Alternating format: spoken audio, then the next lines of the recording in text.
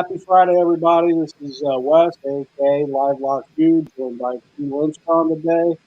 And JDow Bets is joining us as well. We're going to talk a little bit of NFL draft recap and some betting advice and tips for the BookIt Sports users.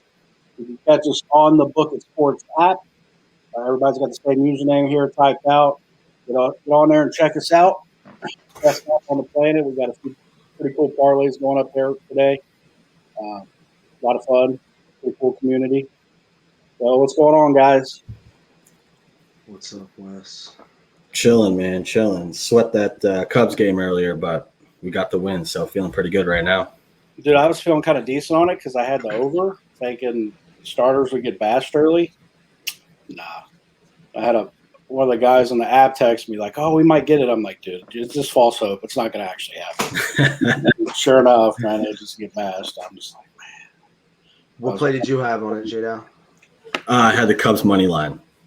Did you have that too, Wes? No, I didn't have a money line. I just had the over. I didn't really trust either one. Every time I bet one of those two, they screw me, so I just stayed away. I'm just like, I'll get an over on the first play of the day. It was even money.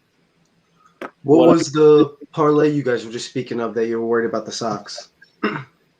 So myself, JDow, Capwise, Winter Wire, and Midwest Mike all went in. And like I was talking to you earlier, Trent got his wallet stolen and stuff yesterday, which is bullshit. But, Insane. It's nuts. And when I saw this video, I'm like, dude, what the fuck? So anyway, we all kind of threw a pick in there and just threw one big parlay. Trent turned it on and called it the stolen wallet parlay. So I like how he's still in the clothes that he was wearing. Yeah. I wasn't sure if that video was a bit or if he was serious or what. No, it was. You could tell.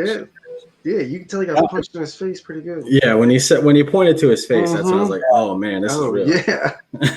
I don't know how long he's there, but I mean, he's got to go buy some clothes and shit, I guess. I don't know. Anyway, so we threw all that together and just rolled into a parlay. I think it's like plus 16-20 odds or something like that. So hopefully it hits tonight. Got JDow's Red Sox in there, so hopefully they can do their thing with who's on the mound. Rodriguez on the mound. That's right. Yeah, I like watching him, man. He's a lot of fun to watch. He's 95, 96 effortlessly. It's effortless with him. Yeah. It's insane. Yeah, I really enjoyed him. Means, May, Duffy. I mean, there's a lot of the younger guys I really like to watch. Pitching's insane in baseball right now. Yeah, I think isn't the batting average down lower right now than it has been in years? It's insane. I heard that somewhere. Yeah, I don't know what the number is, but they were talking about the change that MLB made to the baseballs. And I was like, that could play a part, but these dudes are just swinging for the fence every time. That's what's going on. Yeah, it could. And there's been good pitching. I mean, we've had, 3 no-hitters already? Rodon threw one. Yeah, that's insane. One.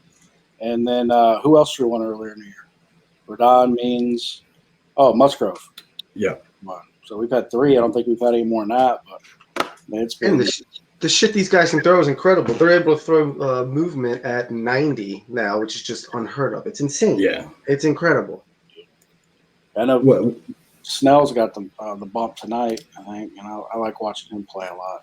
I think we've had a couple games where it's been in the 6th or 7th, and we've come close to no hitter. So we could have had another 2 or 3, really. But it's been insane this year already. So yeah, it really has. I mean, hopefully keeps it going. I like to see some more hitting for some of these overs, but go through that parlay again. I'm gonna follow. Parlays, Red Sox first 5 money line. Oh, first 5. All right. White Sox money line. White. Dodgers money line. Dodger. Diamondbacks team total over 3. That's a pretty cool bet. That is good. And then Astros money line. Jesus. Is that it? Did I get all 5? I think I got all 5. Yep.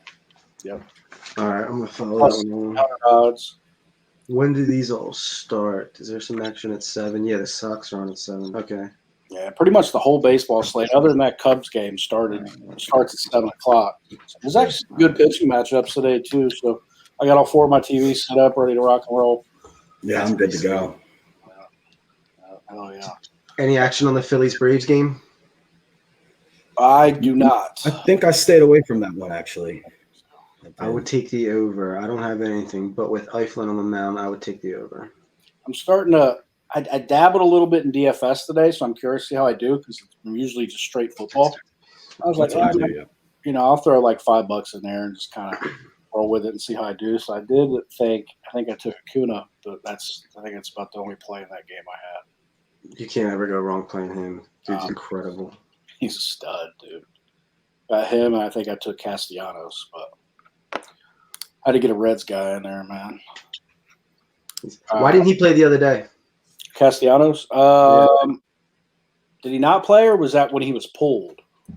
Wednesday. I think he had something going on with his back. He didn't play. The day back. Yeah, that was Wednesday, I think. Yeah. And I texted Wes and I said, "Hey, what do you like in the Reds game today? I think I'm going to take the over." And he's like, "Actually, Castellanos isn't playing. I think I like the under." So I just didn't do anything. I checked back later to see the score. It was 0-0 in the 10th. I was like, "Yeah, good call." Dude, I live bet that, man, because I was like watching the whole time. I'm like, I'm probably going to lose this one.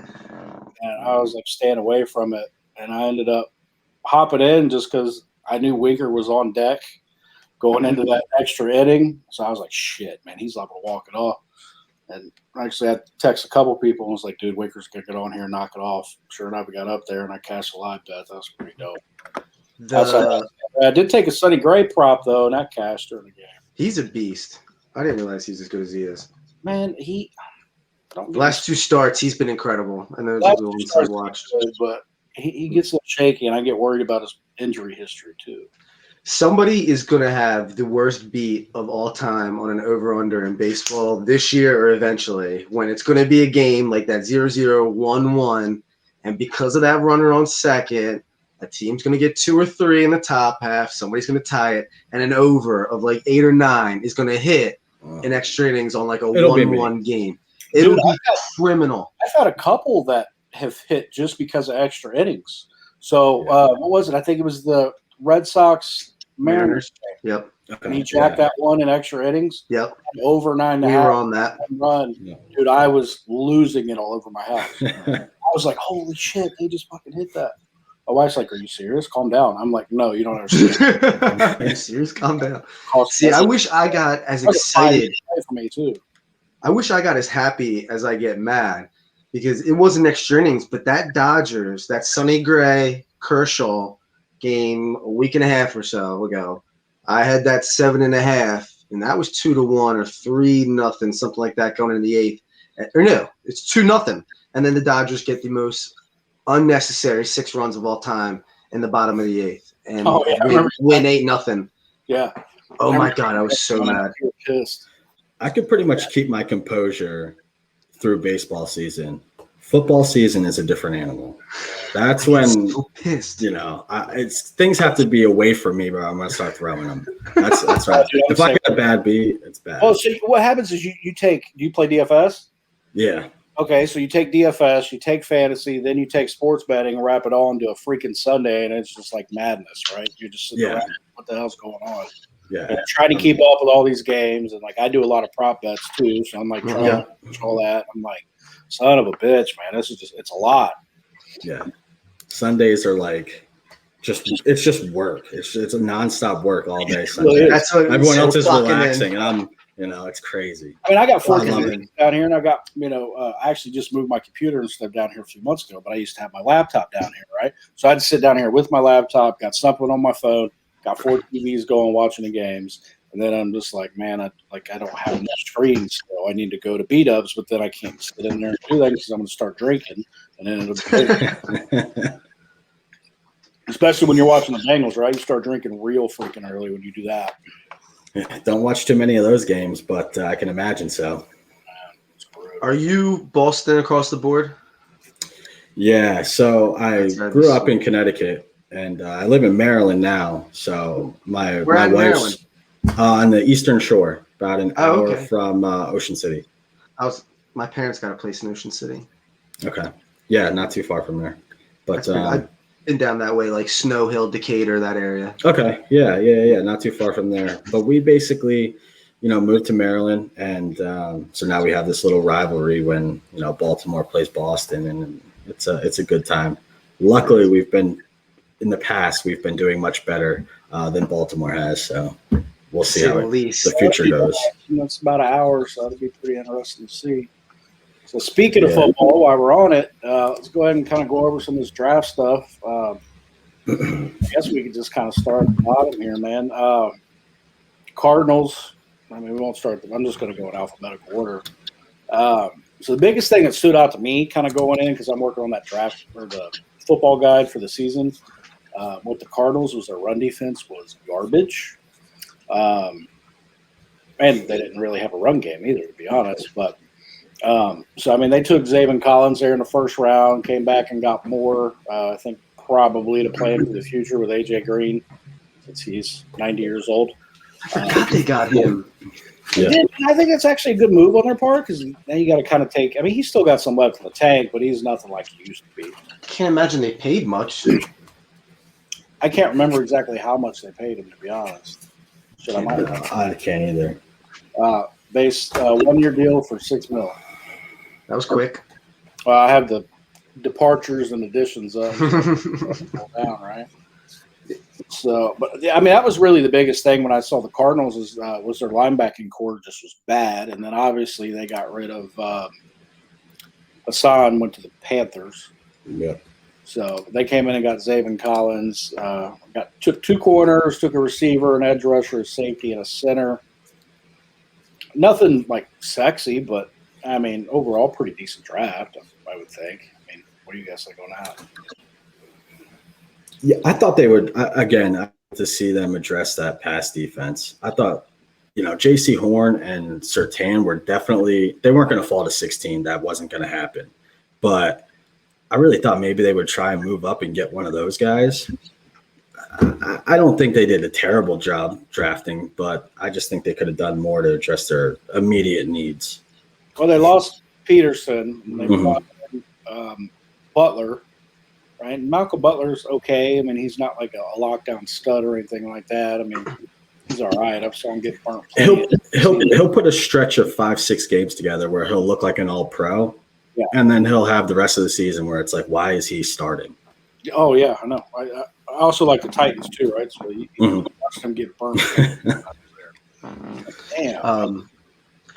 Farley from Virginia Tech wouldn't have been a reach there. Looking for secondary. Newsome wouldn't have been a reach there. I really liked Morig. I couldn't believe something had to have been up with him for him to have been the third safety off the board, I'm pretty sure.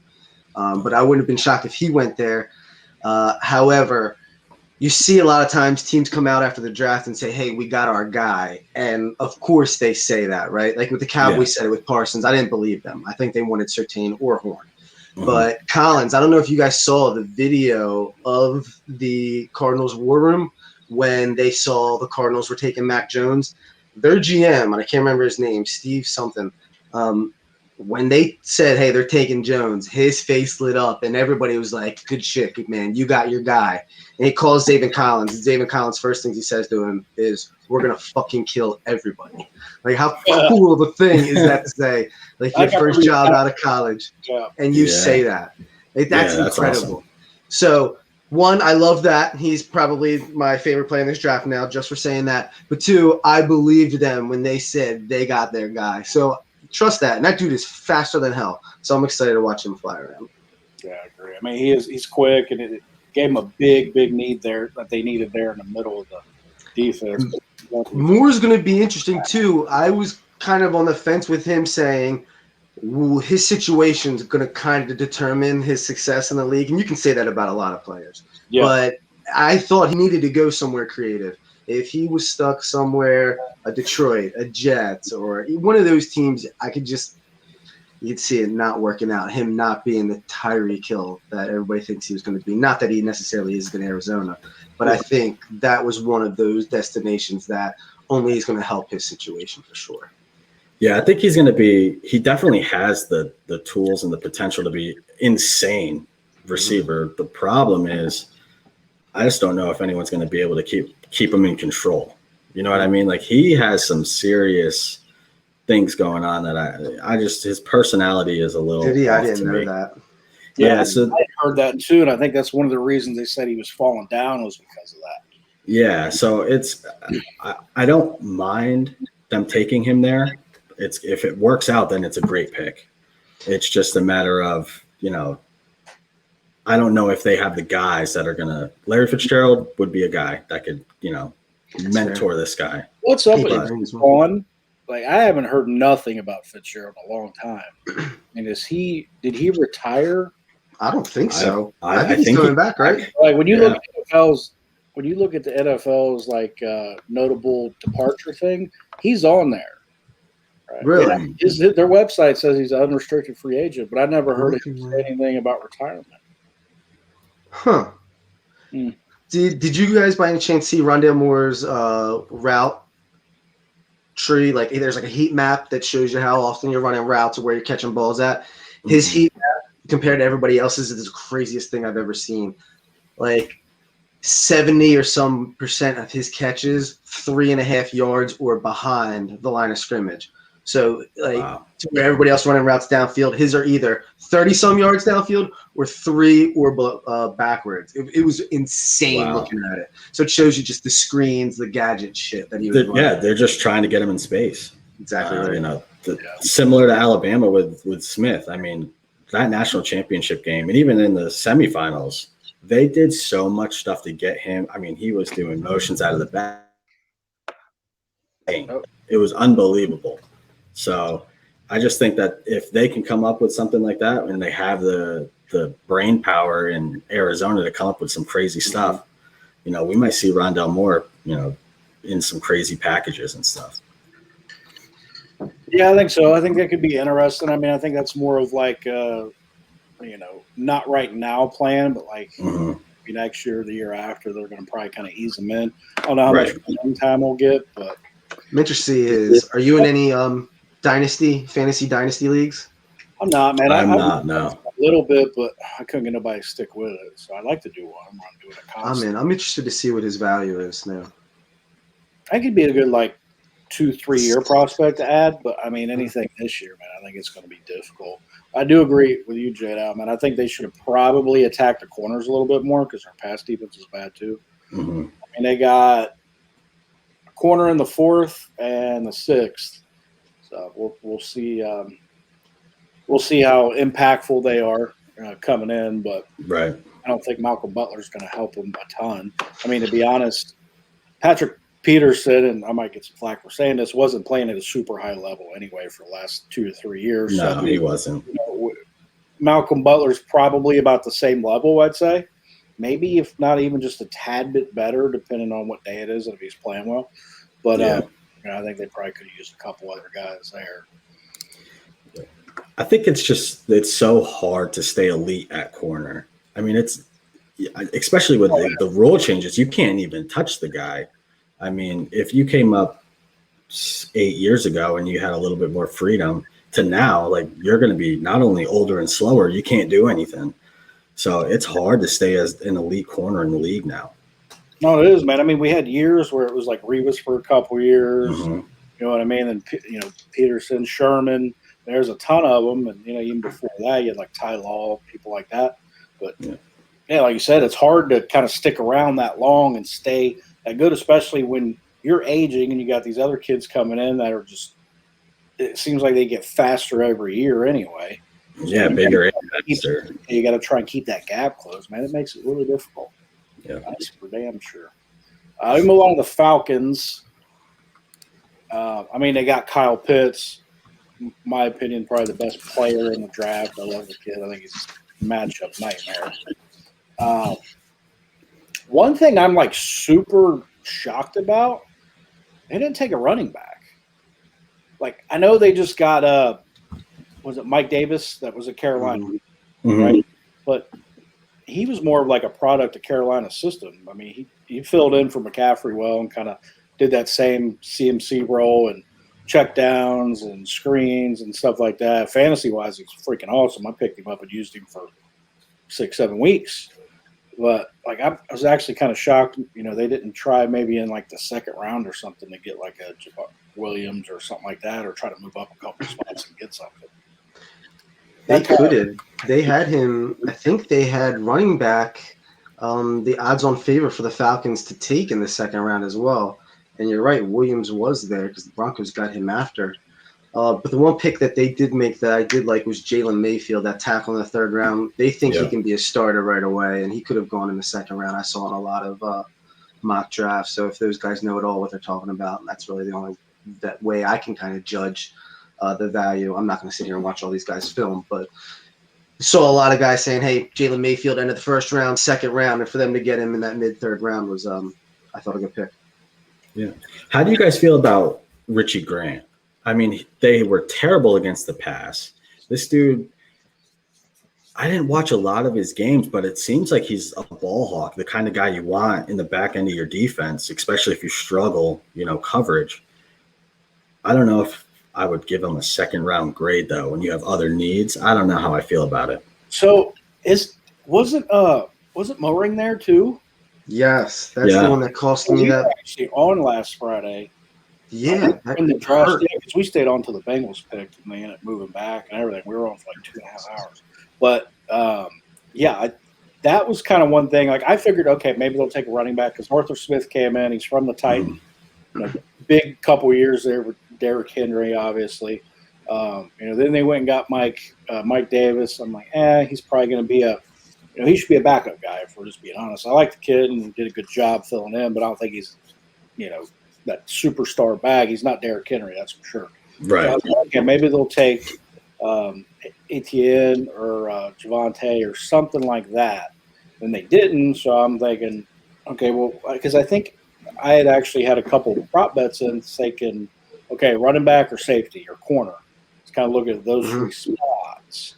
And then Sante Samuel Jr. I thought was going to be a target. They took safety, but they passed the Mowring, and I'm like, dude, what? We were talking like, what the hell is going on with this kid? Like, why is he dropping? Yeah. And I don't know. Actually, I think later that night, because Trent's TCU, he was on a live stream. I had commented and said, hey, do you know why he dropped? And he did not. And someone else chimed in, though, and said he had some kind of a back issue. And I forgot to actually pick that up. So I don't know if that's the case or not. But, I mean, they definitely needed secondary help. I mean, they had to put up 30 points a game just to even stay competitive. Yeah, for sure. That's bullshit. That stuff comes out after the draft because people like us have futures on these kinds of things. So when you got that guy from Notre Dame who goes late in the second round because he's got like Parkinson's or whatever it is, we need to know that. Yeah. I think we're going to see as we get more states legalizing, I think we're going to see a little bit more transparency with some of these props and starting lineups and stuff like that. The NBA is a mess. I can't even. Baseball is too. I mean, we don't hear about a pitcher getting scratched till 10, 20 minutes. Yeah. That's bullshit. What the hell?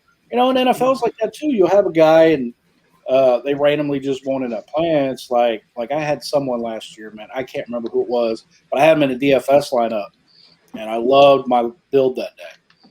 And then, the game time hits, he doesn't play, and I'm just like, I can't find anything on it. Like I'm going back and Googling, and the only articles you got are when the game had already started saying, "Oh, he's sitting out." And I'm just like, dude, what the hell?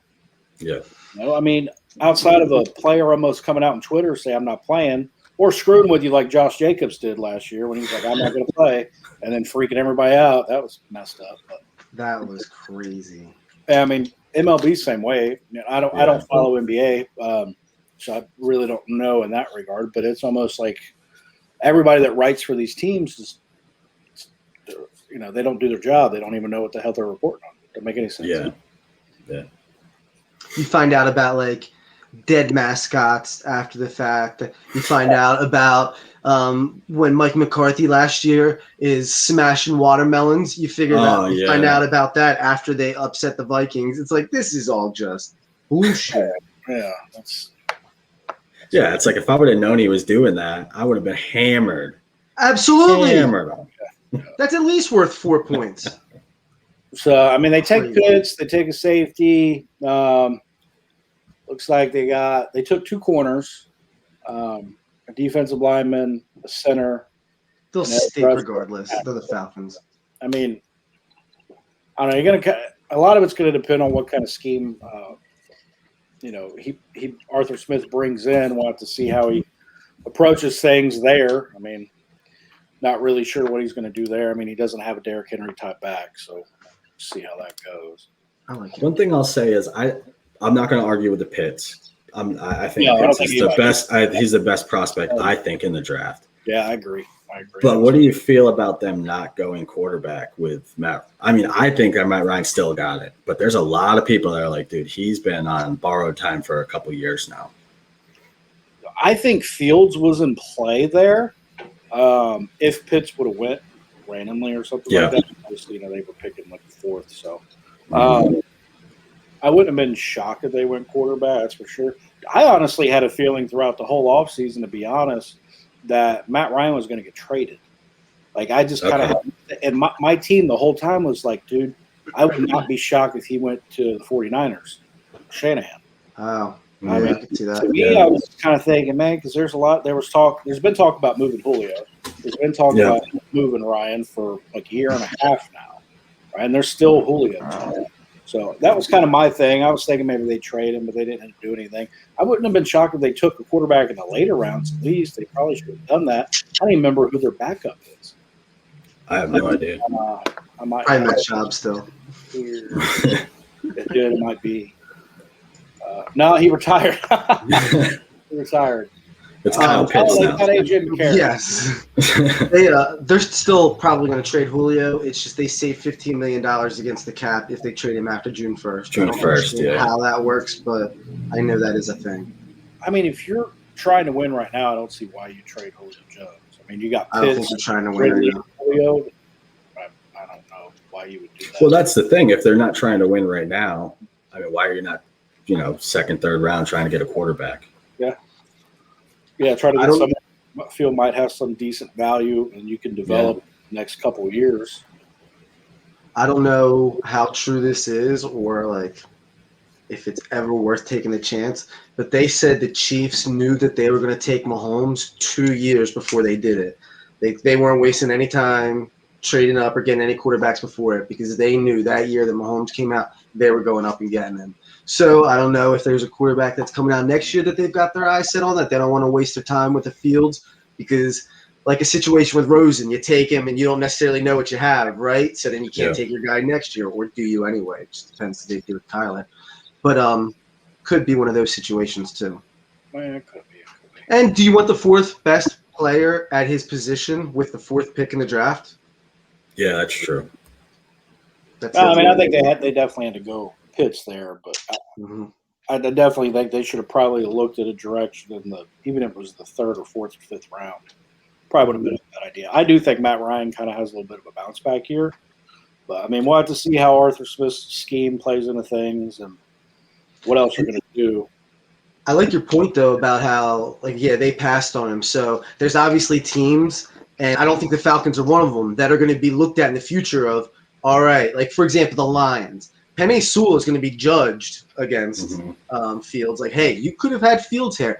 But I don't think Atlanta is necessarily going to be one of those teams that could have, would have, should have. You know what I mean? I think it's the Broncos. I think the Lions are kind of those teams right there that are going to be really, if Fields turns out to be what he could be, those two teams are going to be the ones scratching their heads. When you could throw the Falcons right in there with them. They had a shot too. Yeah. I don't think it'd be fair to throw the Bengals or the Dolphins, who are the other two teams, in those spots. But absolutely, Atlanta. Yeah, I mean, they could have went a different route, but like you said, I think we all pretty much agree Pitts is probably the best player in the draft. So sounds like it was between Sewell and Pitts. Yeah. Baltimore, they finally got a receiver. I'm not even going to get into the Lamar thing today, but I mean, they got a receiver. They got Rashad Bateman. And then they added, I even forgot they added Sammy Watkins. I mean, he's always hurt. I don't know how much of a help he's going to be. I mean, he might be in there for like 4 or 5 games. Outside of that, I don't know what else you can do with him. They also came back and got another receiver later. I can't remember the dude's name. Tylan Wallace, Oklahoma State. That's right. So, I mean, they definitely needed that. I mean, I know they got an edge rusher in the second round. I think that was pretty big as well. The receiver part, I mean, all they really have is Hollywood Brown. They got Mark Andrews there at tight end. So I think Adam Bateman definitely gives them help. I'm not a big Lamar guy. I don't think he throws the football very well. You just couldn't help yourself. Yeah. I'm not going to get into it. I'm not going to. Oh, then he gets into it. I love it. I mean, he can't throw the football. He just can't throw the football. He just can't help himself. I don't like him. I don't think he can throw the football. He's electric as hell. I'll give him that. I like the Bateman pick though because of the size. They got the Hollywood Brown. It's a smaller guy. I like the size though because Eli Moore could have been in play there, who I liked. But I like the Bateman with the size. Yeah, we were talking about that too because it's like, are you going to take this other kid that's kind of small and almost the same type of player as Hollywood Brown? Right. Going to go a bigger route. I mean, you already got Watkins and Brown. Watkins is small too. That's why he gets hurt all the time. I think that was a good pick for him though because they definitely need another weapon out there. I think that core, that wide receiver core has been laughable for years. I mean, I don't want to excuse Lamar because he really isn't that great of a quarterback. He can run the ball unbelievably. He can make all the throws that he's supposed to make. Like the wide open guys. Yeah. But if he has to put it in a window, I just don't see it. And that's what you got to do in the NFL. And they're figuring him out. And we saw that last year. Plus, he didn't have the line. That makes it a little tougher. If they don't shore up that line, he's going to be running for his life. Doesn't matter who they draft. Yeah, I mean, they got that zone running scheme, that been really, really great there. I mean, and it looks like J.K. Dobbins is going to take that over. But which is long overdue. Very long overdue, especially when he had him all year in fantasy last year. Sitting here waiting, like, when's this breakout coming? When's it coming? When's it coming? Yeah. And I finally did on a Thursday night game, and it's like, there it is. But, no, I mean, I agree. I think Tommy and I talked about this last time. They don't build that offense. They can't come from behind because he's so limited as far as the types of throws he can make. And that's when I'm not as down on his passing as I know Wes is, and a little bit sounds like you too, JDow. I am when the other team knows he's got to throw, right? So that's when I worry about his passing is when they're down double digits in the third, fourth quarter. That's when I don't have as much confidence. But when he can run his play action, he's out on the move and can pass because they're ahead or it's a one-possession game, I'm not as worried as most. You said laughable about the receiving core. If you look at the receivers that they've drafted over the last 6 years, it's as bad as the Eagles. It's crazy how bad it is. And these aren't guys that, I mean, they're taking second, third round guys and just whiffing. And I think their other pick, not flipping over to the defensive side, Jason O, a Penn State guy, I think they wanted Rousseau, and the Bills grabbed him the pick ahead. He's got all the ability, all the measurables. He gets after the quarterback. It's just I don't know how you can take a defensive end in the first round with 0 sacks. You got to get home, and he didn't at all. No. So, I mean, he was an absolute freak at his pro day, and I think that's what kind of bumped him over the edge and got him into that first round. But I was not as pumped up about that second pick that they had in the first round. I think they fleeced the Chiefs in that trade, but I think the Bills kind of stabbed them in the gut there, hopping up and taking Rousseau in front of them. I could be wrong on that, but the funny thing to me was because they do need some corner help too, right? I mean, a little bit, not a ton. They took Shaun Wade from Ohio State, who I think is absolutely another one that's good. He's awful. He got abused in the college playoffs, but I didn't hate him throughout the year. I thought he was good. And he did get abused in the playoffs. So as a Buckeye fan, right, every time I watch him play, I'm just like, oh, my God, he's getting burnt. Now, the year before, he was freaking awesome. I think they said he came out. I think he had a first-round grade on him. Correct. And he went back. And so what he ended up going round 5, which is probably about accurate, because he did get absolutely destroyed. Devontae Smith killed him. Yeah. Yeah, when you said Shaun Wade from Ohio State, I was like, man, which corner is that? And then he said he got torched, and I know exactly who that is because I watched that. It was brutal to watch. I mean, at the beginning of the year when they're not playing anybody, he did fine. That back end of the year, like the Northwestern Big Ten Championship, and then the Clemson game, and obviously the Alabama game, man, he just got torn apart.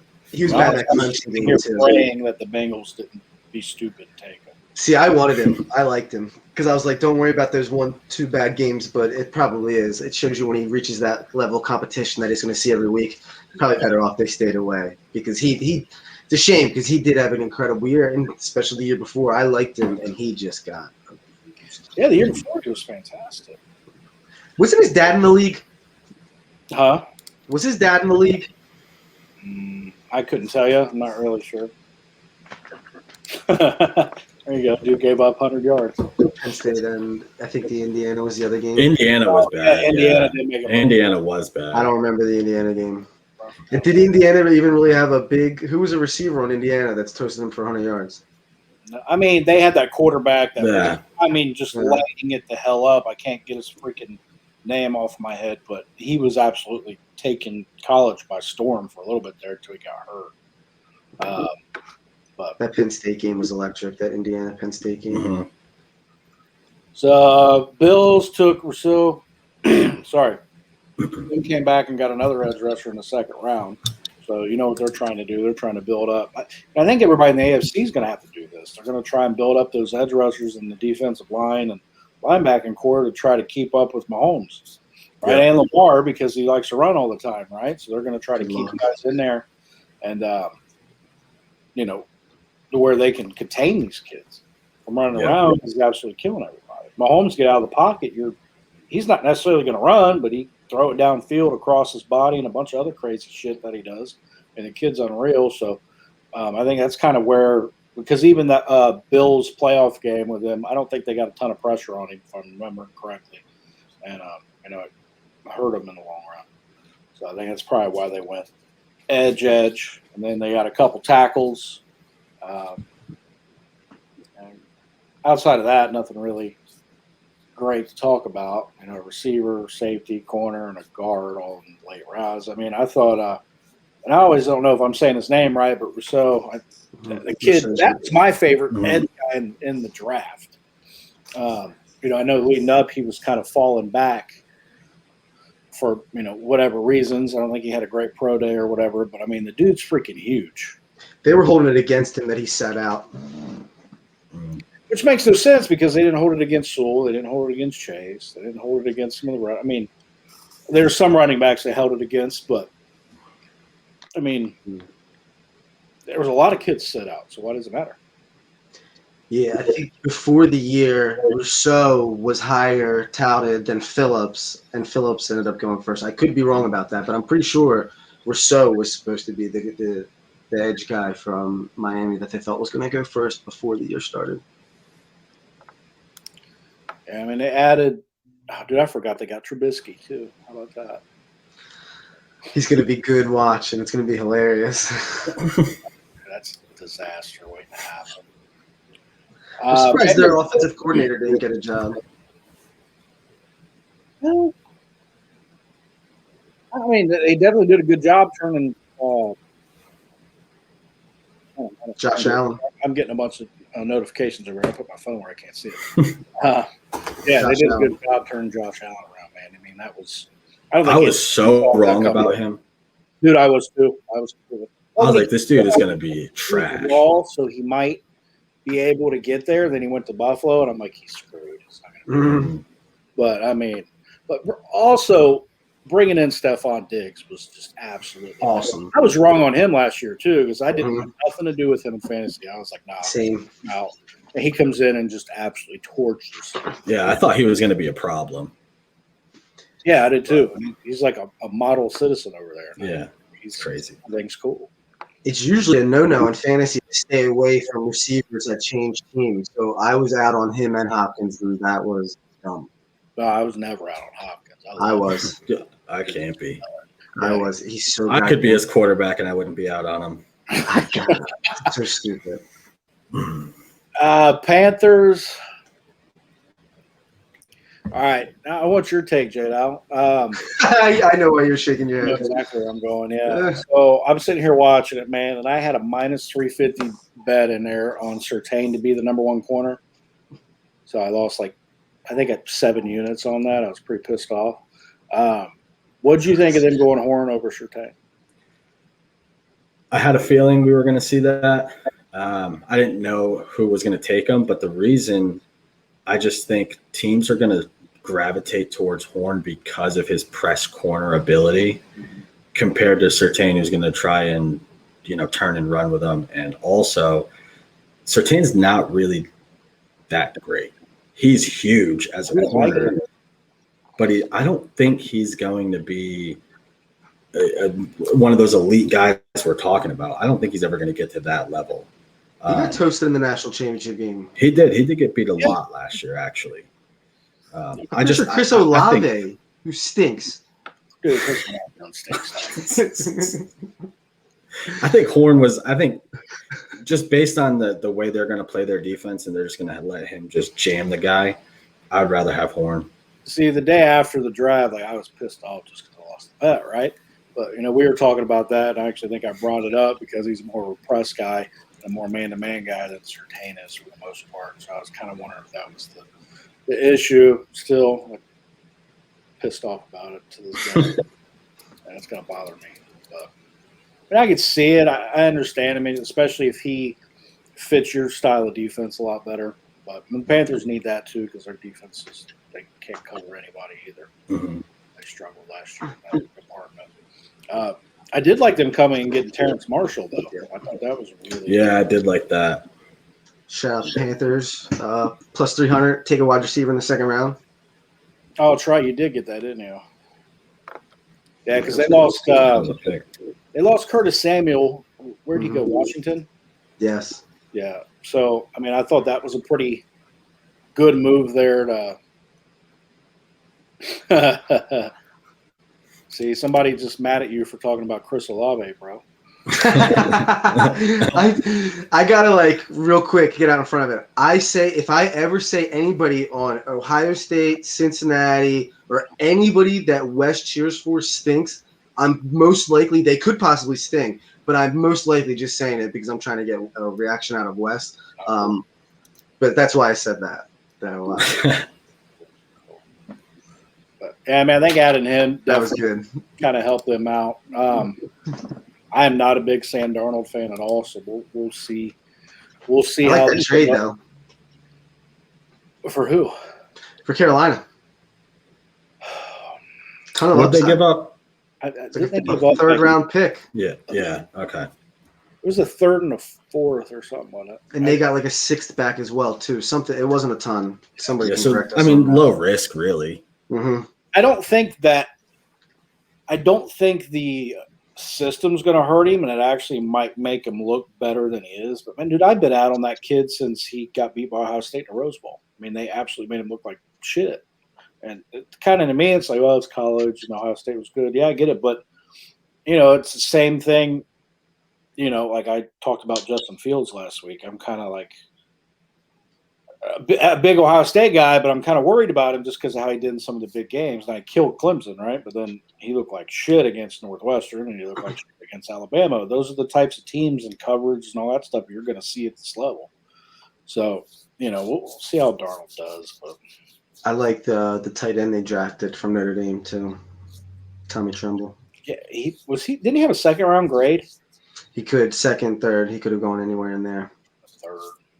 But you can't go wrong. It's like taking an offensive lineman from Wisconsin or a running back from Wisconsin. So, you know what I mean? You can't go wrong with certain guys from certain places. Wisconsin, man, they always got the big boys.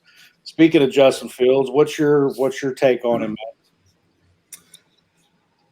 I am very optimistic that he's going to be the franchise guy, but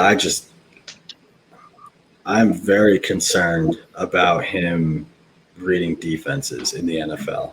I am very concerned about him getting off that first read. And I think it would have been better if he went to a team where they weren't going to trot him out there year one, because they're already saying the Bears need to send him out there game one. And I just don't think that's going to help him out. I think he's going to struggle because he's in that situation. Yeah, one thing I talked about too, as far as, like I said, I'm a big Ohio State guy, and I love the kid, and I hope he does really well. Everybody's like, oh, he went to Chicago, it's a good spot. And I'm like, it's really not a great spot. Matt Nagy's not a good coach. Mm-hmm. So to me, it's kind of like, is he going to waste? He's going to end up having a whole year kind of wasted. Then he's going to have to probably learn a new system after he's gone, because I don't see him making the playoffs next year.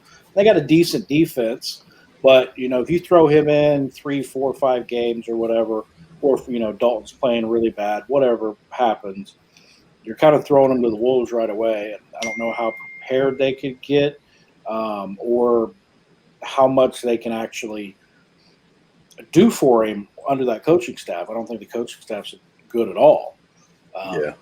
So that's kind of my thing, is like he's getting in there, and I think he's going to be a year behind now because he's going to probably have to learn a new system. So, and then I'm also with you too on the reading the defense thing, because, man, like when I watched that Northwestern Big Ten championship, I was texting all my buddies and stuff, and all the excuse was, well, Olave's out, and we had another receiver out, and they had a short week of practice because of COVID and all this other stuff. I'm like, dude, like if he's a first-round pick and a top 5, 10 guy, you got to be able to step up and perform under these circumstances, right? Mm-hmm. So, and he didn't, but then he came back and he destroyed Clemson, and I was like, oh shit, that was pretty good. Then he came back and got slaughtered by Bama. So, I'm hopeful for him, but I think it's going to probably take 2 or 3 years before we see where it's going to go. Yep. You certainly can't question his toughness, that's for sure. No, he's tough. I'll give him that.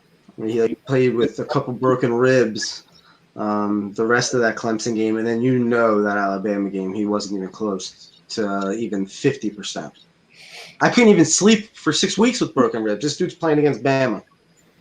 Yeah, that Clemson game was one of the best performances I've seen a player have in a college game. It was awesome.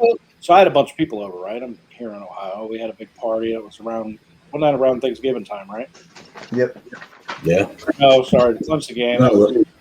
Later, New Year's. Yeah. So I had a bunch of people over here. I made a brisket and all that other stuff, and we're hanging out. And, dude, I totally was like, there's no chance they win this game. Like, I'm pretty set that after that Big Ten championship, they don't have prayer. And they just come out and roll them. I'm like, they're still going to lose somehow. They're going to end up getting ahead and then just getting beat. And they just kept going. I'm like, holy shit, we just won a game.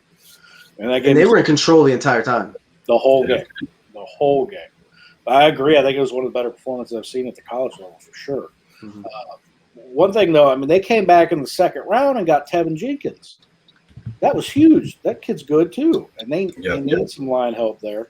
I don't know if he's going to play right or left tackle. I'd imagine he's probably going to play left. But I thought that was a big pickup as well. A very underrated pickup. So, of course, Fields is going to get all the talk because they moved up to get him.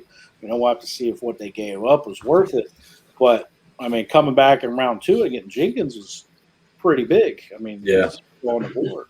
Didn't they have to trade up to do that as well, too? They did. I believe so. Yeah, he had a first-round grade on by a lot of people. Jenkins did. Yeah, there's a lot of people here in Cincinnati that are, we should took Jenkins over Cartman. So, I heard all about that as well. But, I thought that was pretty big. A lot of people had him over Leatherwood, who went, 18? Dude, I still don't understand that one. I don't get it. I think him and Dickerson both went too early. No, really?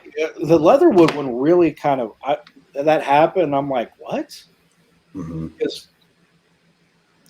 Oakland needs a defense. Not Oakland, my bad. Las Vegas. They need defensive help badly. They haven't been able to stop anyone in 3 years. They were saying if it weren't for the slight injury question mark with Dickerson, he would have been a first-round pick. I agree with that, but that's the thing with linemen. Like, you can't take, that injury to a lineman is a lot more severe than it is to a tight end or receiver that's not getting beat up 20, like literally every single play. Right. Every play. Thankfully, it wasn't an Achilles. Achilles is the one where it's really hard to come back from. Yeah, dude, that's brutal. But he'll get to play guard too, so hopefully that makes it a little bit easier of a transition. Yeah, but not necessarily the contact wise. But playing next to Kelsey can only help. Right. So next team on the list, my Bengals got Jamar Chase. I was happy with that. I was happy with that. What I really liked that they did, because being from here, they really, really, really needed it. They haven't been able to stop the run, and I don't know how long. And their offensive line sucks, right? They go get Reef in free agency. They added Carmen. Then they added 2 edge rushers, a big run stopper in Shelvin. And then they got Trey Hill out of Georgia, who I thought was a steal in the 6th round, to be honest with you. Then they got an edge rusher later. But, I mean, they pretty much, let's see, they took 1, 2, 3, 4, 5, 6, 7, 8, 9 picks, and only 3 of them weren't in the trenches. So, to be honest, that's great. That's what we needed to do. They took place kicker in the 5th round, and I was actually ecstatic about it because we had a good kicker, and I don't know how long. And, if you go watch Justin Tucker, it's actually like a weapon to have somebody that can actually kick. So, I know my thoughts. I like the draft where they did a good job. What do you think? So I knew that they were gonna take Chase. That was going, in my opinion, as soon as we knew quarterbacks were going and Pitts was definitely going to be the first non-quarterback, basically, they were taking Chase. I thought for a second they might pass on him to get a lineman because they really did need to protect Burrow. But when they drafted him and what they did to, grab Carmen and everything like that in the 46th. Yeah. So 46, they grabbed him. They shored up the line. They got a weapon. I think they did good. I think they had a really good draft. I think most people around here are happy with it. Carmen actually went to the school that I went to out here in Fairfield. I'm in Trenton now, but literally 15 minutes away. He graduated from the high school I graduated from, so I got to see him play a few times. Kid's talented as shit. I was a little worried about his character concerns going in, and actually, I think that morning I texted Tommy and I was like, "They're going to take Carmen tonight," and then it ended up happening. I'm like, "Shit," because he had some character concerns, man. But actually, so I started combing through, his Twitter and all that kind of stuff, and I don't see anything in the last couple of years that's an issue. So I've kind of warmed up to it a lot more. One thing I liked about him is I didn't know this, but when Ohio State played Clemson in the year before, he was walking Chase Young. He was in a boot, like a walking boot, and I never knew that. And he held him off the whole game. I'm like, dude, that's pretty impressive. So I think they're probably going to move him into guard, keep Reef outside. They definitely shored up the line a lot. I agree. The one, I guess, thing you were saying a lot of Bengals fans were kind of upset about was that they didn't take Sewell there at 5, right? And we were saying, I guarantee you, and it played out this way, but we were saying this before the 2nd round happened. You were going to get a combination of a lineman and a wide receiver in the first 2 rounds. Chase and Carmen is 100 times better than what's the alternative? It would have been Sewell and probably Marshall, or Sewell and call it Rondale Moore, or even Eli Moore. Give me Chase and Carmen 100 out of 100 times.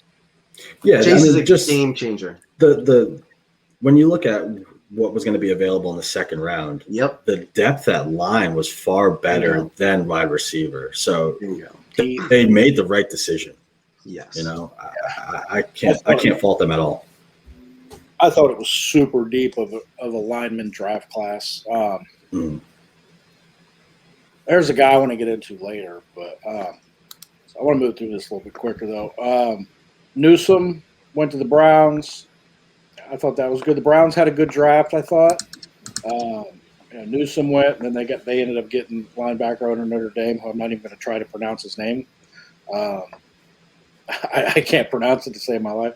But he went 52nd. Wasn't he the number 1 rated outside of Parsons?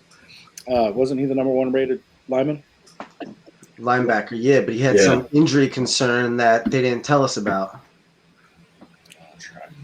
Hey, Mikey Over, what's up, bro? What's up, Mikey? Mikey's like Doug Baldwin. Give opinions on life. Eli's like Doug Baldwin. We can hop to the Jets real quick. I'm actually kind of excited to talk about them. I think they had the best draft. If you had to pick one team, I would go Jets. I would tend to kind of agree with that. Yeah. I think they got 3 first-round picks, including Eli Moore. Yeah, I mean, I said last week Wilson is actually my favorite quarterback in the draft. And then, Vera Tucker, that was a steal, I thought. And then coming in, Elijah Moore, dude. It's like you said, they pretty much got 3 first-round picks right there. I mean, it was only like Elijah Moore was, 34th, something like that. So that's really that's a first-round pick. I really like the Doug Baldwin comparisons with Eli Moore. Just scrappy as hell, has breakaway speed, can on third down make those tough catches, can go over the middle, can kind of do everything. I really liked Eli Moore. I would have liked Eli Moore over Bateman just for the Ravens specific situation. I liked the Bateman and the size, but if it was the Eagles making that pick, I would have preferred to see Eli Moore over Bateman. So I very much like Eli Moore. So that's not good news for you, buddy. I'm probably going to be way off on that. I'm a mush. He's screwed. You're done. Stay away from me. It's kind of underrated too because the Jets do need a running back. They got Michael Carter out of North Carolina in the 4th, and he actually that is going to be the guy that I think that's a sleeper. Yes, He's 6th, 7th, 8th round of your fantasy drafts this year. Yeah, he filled in when Javonte sat out for the bowl game, right? Yep. He came in and tore it up. I mean, he was good. He had better numbers than Javonte all year. I'm almost positive. I probably am wrong on that as well, but his numbers were right there with Williams. He was good. No, I think so too, man. He was solid to watch. I thought I'd agree with you. I think the Jets probably had the best draft. I mean, they addressed like almost every need that they had. Mm-hmm. They really missed on anything. And then they I think Eli Moore is going to be just an absolute showstopper for them. Him and Zach Wilson, that connection could be there for a long time for the Jets. Well, I mean, no offense, Mikey Over. Let's just hope the Jets don't ruin them. So you got a new coach in here. Hopefully they should do a good job with that. I love Joe Douglas. Shout out Joe Douglas. Love Joe Douglas. Yeah, I mean, I don't know what else you could really say about the Jets. I thought they did a good job. Browns, we talked about. Cowboys, they got Parsons. The kid's a stud linebacker. I like him a lot. Then they came back and got that corner out of Kentucky. I think they probably address. I think he's going to be good. I think he's going to be good too. But what really kind of blew my mind was that they didn't take a lineman until the 4th round, and their line was atrocious last year. Mm-hmm. I mean, Dak got hurt, and then they threw Andy Dalton in there, and he didn't play good. But at the same time, he literally was getting hit every single play. Like I'd watch, like, oh my God, he's getting killed. I mean, he did get battered back there. So them waiting that long, I think I actually had a prop bet in. It was a small play on them taking a lineman in the 2nd or 3rd round, and they didn't take one until like the 4th. And I'm like, dude, why? Why did you wait this long to take one? But, I mean, they definitely need the linebacker with Lee retiring. The corner helps. But I'm still kind of shocked they didn't really make any moves to get a lineman. I agree with that. Van Der Esch can't stay on the field either. But no. My favorite pick from the Cowboys was Jabril Cox in the 4th round. I thought that was quite the steal for them there. I really wanted the Eagles to get him in the 3rd, and they ended up getting him in the 4th. I was quite disappointed by that. But I thought that was a real good pick, even though they already took a linebacker. I agree. I think that was a good pick because, like, as soon as that happened, like, I was actually listening. I was on my way to my son's game, and I was in the car listening because the Bengals. Did you guys win by 100 or? That day, I think we won 17 to nothing or something like that. We got scored at 99-11 in 6 games. It's a little ridiculous. I'm going to recruit like a 12-year-old baseball team to kick the shit out of your Ohio. I'm tired of hearing this crap. These kids win 20-0 every week. Let me get a bunch of adults. My kid threw a complete game yesterday. That's pretty cool. That's awesome. But yeah, I was on the way there and I was listening to just local Bengals radio to see who they're going to take. And, this is the third day, right? So it's like, you're not going to get a bunch of big names. But man, when they took Cox, like these announcers lost it. I'm like, who'd they take? Because I was in Dick's and got out and they had already made the pick and they said they took Cox. I'm like, holy shit, he stayed. I didn't even notice he was there still. Yeah, he he flew under the radar. Yep. And I think, he's a great addition for them. That's two pretty solid linebackers back there, so which they need too, because their run defense was miserable too. I mean, they did. I can't remember what game it was. It was a Cardinals Monday night game or a Sunday night game, and they let Drake bust off like a 70 or 60 yarder or something like that, like Kenyon Drake. I'm like, really? I actually hit a prop bet on that because their run defense was so bad. I like that you just admitted that you're listening to day 3 of the NFL draft on car radio. That's kind of next level fandom there. I didn't know what was going on. You listen to NASCAR on the radio too? Oh my God, no, I can't do NASCAR. That's one you never hear me talk about. So we kind of talked about Surtain. Shocked that Broncos didn't go quarterback at all? No, it's John Elway. He wants to be the greatest Bronco of all time. I'm not surprised. I mean,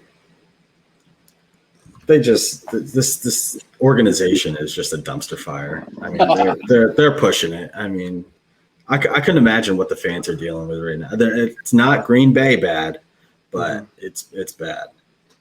I mean, they did get Bridgewater. I'm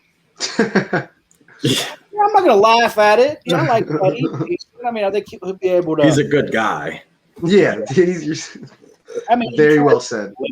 Mistakes for the most part, and he doesn't always do a good job of it. But I think it gives him a little bit of insurance for Locke. And I had told Tommy, and I don't know about your thoughts, I'm still not completely out on Drew Lock yet. I'd like to get your take on it, just for the facts that all the injuries last year. I mean, they had a shit ton of injuries last year. Then they had COVID, where they had to play a game with a freaking practice squad receiver quarterback. So I'm not like I'm close. I'm real close, but I'm like, okay, I'll give him a few more games, kind of see if he bounces back a little bit.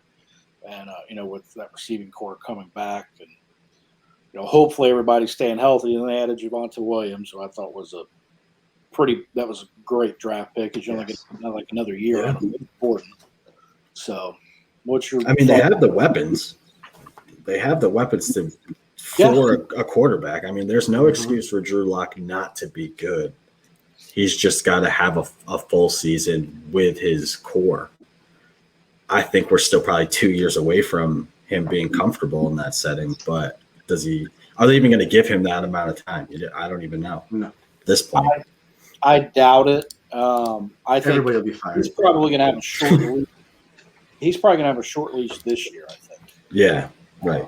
With having Bridgewater in there, nobody's like super high on Bridgewater, but at the same time, I think they're probably going to look at it like, hey man, you got a few days or a few games, and then if it ain't going right and we're out of the hut, we're going to kind of evaluate some things. I mean, I like Jerry Jeudy a lot. Hamler. I did this last time. Yeah. What? Hamler and Fant, too, are players. I like Noah Fant. I don't know why I'm blanking on his name. I did this last time. The receiver that got Cortland Sutton. I like Cortland Sutton a lot. Sutton's a good player. Yeah, so I mean, they've got 3 different receivers. They've got Sutton, who's the bigger body guy. You got Jerry Jeudy, who could be more of a game breaker, and then Hamler's a nice little slot player as well. I really like Hamler. I got Tim Patrick's okay. I mean, he's not terrible, but he's okay too. They got the weapons. Touchdown passes. Huh? I feel like he catches a touchdown. Half of his catches, I feel like are touchdown bad. I hit a few of his props last year for a touchdown. He just went on a streak. Same with the dude from Green Bay, the tight end from Green Bay. He had a 6-game streak where he just scored every week. Yep. Dude, every week. Mm-hmm. Speaking of Green Bay, I mean, dude, that's talk about a fucking dumpster fire. That's one right there. Yeah. I haven't really heard anything new on Rodgers. I mean, as far as the last thing I heard was they're not trading him. So, man, I don't know. What do you think happens with that? I think he plays probably for Green Bay, I would say. I wonder if any books got any props out on that, actually. That would be interesting to see. Yeah, I don't know. So the last thing I heard was I think Denver, after June 1st, has a plan to trade for him. If that's true or not, I don't know. But I did hear Aaron Rodgers basically was telling free agents that were looking at Green Bay, like, I'm not coming back here. Like, I'm not playing here. So this has been an ongoing thing. It's not like he was real mad draft night and then he just said, I'm not coming back because he had a few drinks. This has been a real thing for a while. So I don't know if there's mending it at this point. I've got the odds right here. So odds where will Aaron Rodgers play in 2020? I guess what's that, 2021? Packers are minus 125, which says a lot. Yeah, that tells you a lot. Like I thought it'd be about minus 3, 4, 5. Yeah, me too. Broncos plus 200. That's a lot. Raiders plus 5, Saints 9, Panthers 10, Dolphins 14, Washington 14. I think those first two, Broncos and Raiders, I think those, because I did hear something, supposedly he's intrigued with the Raiders. I don't know why, because he won't have defense. Vegas. Yeah, Vegas is pretty tight. Yeah. When do you go? Like 2 weeks? Yeah, 2 weeks from today. I got like 3 or 4. I thought I heard something on draft day that they already offered, the Broncos already offered something big to try and get him, and that Green Bay wouldn't budge. See, I heard the 49ers were the same way. Same. I heard that as well. See, I don't. I don't think we'll ever know the true story until he's actually traded, if that comes about. The last thing I heard was he wanted the GM fired for. Yeah. Supposedly he's still pissed off they took Jordan Love last year. And I'll tell you what, if he bounces or retires or whatever, they're going to look like geniuses for taking Jordan Love last year. Yep. I mean, that's the only reason he'd be retiring, so maybe not. Yeah. Well, I mean, I don't know. He always seems to he's a great quarterback, but, man, he seems like an egotistical asshole, to be honest with you. He's calling the GM Jerry Krause in I saw that. text. That's pretty sweet. That's brutal. I like that. We passed the Lions up. They got Sewell. They stink. Nothing else really here to talk about. I mean, they shored up some defensive line stuff. Their coach is going to be hilarious. Dude, he's like the dude. The man. Weird. Yeah. Isn't he saying something about pit bulls or something like that, or some kind of dog? In the beginning? Yeah, they're going to be pit bulls eating people's kneecaps. Or something. Yeah, he's wild. You'll knock us out, but we'll like eat your kneecap on the way up or something absurd. Dude, is going to be off the fucking chain. We're gonna have another bounty gate like we did back in the day. The only problem with like coaches like him, if when they're losing, it's really sad to like watch. Like the stick wears out super quick. Mm-hmm. Like you remember with Rex Ryan, like when they get all like, I don't know, but watching Rex Ryan at the end was cringeworthy. Chip Kelly, same thing. It's just like, oh boy. I couldn't stand Rex Ryan for the longest time. Being a Patriots fan, there's a reason for that. But when he got on ESPN, just something flipped, and I was like, dude, he's not a jackass. Like, I was kind of the same way. I'm not a Patriots fan, but when I was kind of like, dude, this dude's just a tool, right? And then he got, I was saying, I'm like, dude, I actually really enjoy listening to him talk. Like, he knows what's fucking doing. His dad's a legend in Philly, so I always kind of liked him. Buddy Ryan is a legend here. Now, this team probably has the worst draft grade to me. And it's not just because of the limited picks, but the Texans. Yeah. Went out on a limb there. They took David Mills in the 3rd round with their first pick because they traded the rest of them away. Then they come in and get a receiver which I guess they probably need. You got a tight end. Don't really grasp that.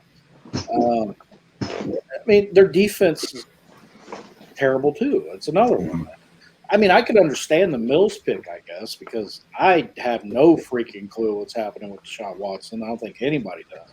Actually, while we've been on, I have ESPN on over here, so I need to turn the games on. But apparently, I guess there's 22 cases on him now. Holy shit! Yeah, I don't know what the hell's going on with that. I don't think anybody really knows what's going on with that.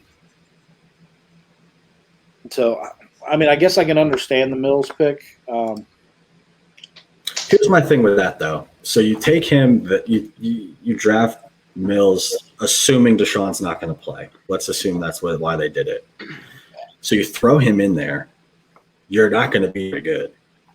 You're going to win one game. Then you're going to go back into the draft. I would imagine No start because didn't they get I wish I had this up. Didn't they get Tyrod? I think, or am I thinking of someone else? I don't know. They may have. I don't think. I know for sure they got Ryan Finley, which they can have him because he's terrible. Didn't he win you a game this year? Ryan Finley? Yeah, he beat the Steelers. Yeah, that was that Monday night ninja, right? That was awesome. I lost a shit ton of money on that game though because there was a chance they were winning it. You bet against your team. That's hilarious. I live bet it and got my ass kicked. I was like, the Bengals are going to give this up. There's no chance. Tyrod Taylor is on the Texans, by the way. Okay, so that's probably going to be their, assuming Deshaun's gone, that's probably going to be their opening day starter, right? But I mean, yeah, I get what you're saying. They're not going to be good. Yeah, I mean, they're going to be a top 5 pick again. Oh, They're going to be horrible. So why waste? You have so many holes. I mean, they didn't have enough picks to fill the holes they had. But, like, knowing you're going to be bad again and your scouts are actually going to go out and scout the college games this upcoming year, you're going to get a better look at quarterbacks than you did this year. Why not just wait? And clearly they didn't listen to that. And that franchise is a disgrace.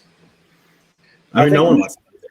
Obviously, and to me, he's the top 2 quarterback in the NFL. I love him. I love his game. I think he's awesome.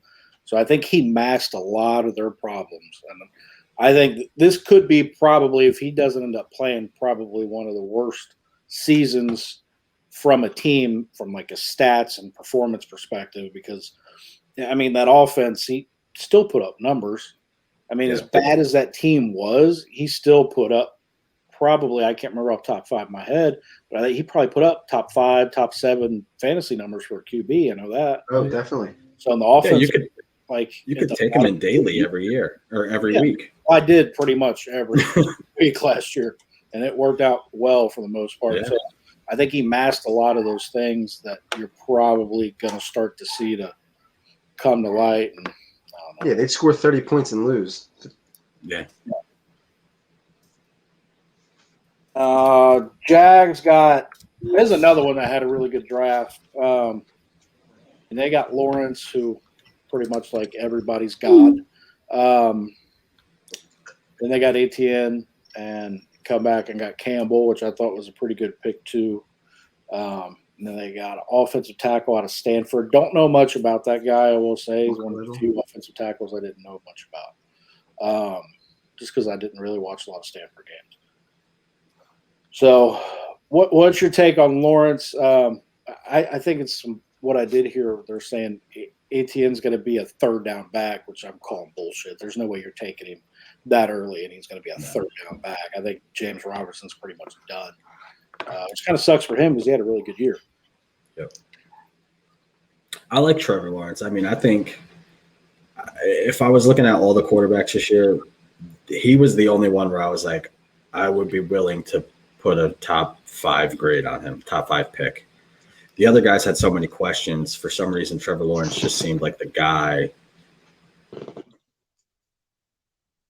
He would be, he has the mobility, he has the arm, he has the size, he has the IQ.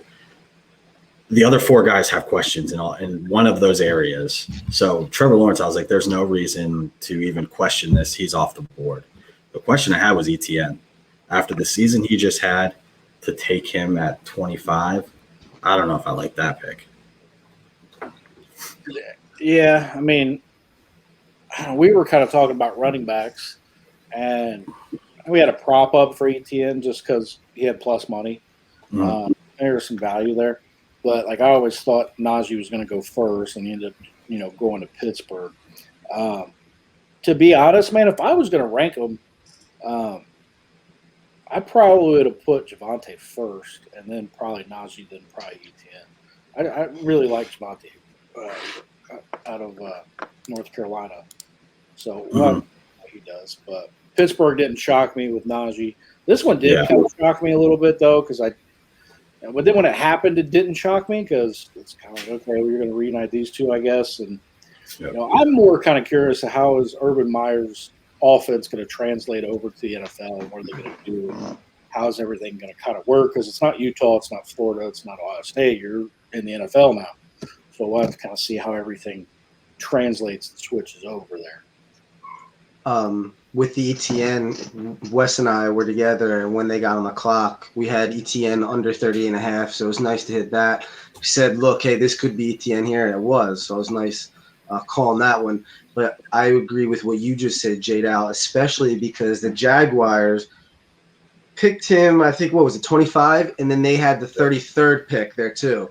So you probably could have still gotten him, honestly, at that 33rd pick. Buffalo would have been a little bit sketchy there, but say they do take him with their pick in the at the end of the first round, you could have then grabbed Williams. So if I was them, you could have dressed a separate need cornerback. I think Newsome was still there. Stokes was there, I know. And then they could have, with that next pick they have, that first pick in the second round, grab either ETN or Williams, whichever one still be there. So I agree with what you said there. Yeah. I mean, outside of that, I thought the rest of the draft was pretty good. They did a pretty good job kind of addressing their they addressed the offensive line with Campbell, or not with Campbell, sorry, Little. But like I said, I don't know much about him. I didn't watch. He could have been a first-round pick. Could he? Okay. Yeah, most of the other tackles and guards I was pretty familiar with. That guy wasn't, just because Pac-10's hard when you're in Ohio, dude, and you're all East Coast, man. You ain't watching this a lot. Yes, I am. It's unless you're drinking and staying up late, and it's like, there's nothing else on, and you turn Pac-12 on. But then I'm not coherent enough to pay attention to the game.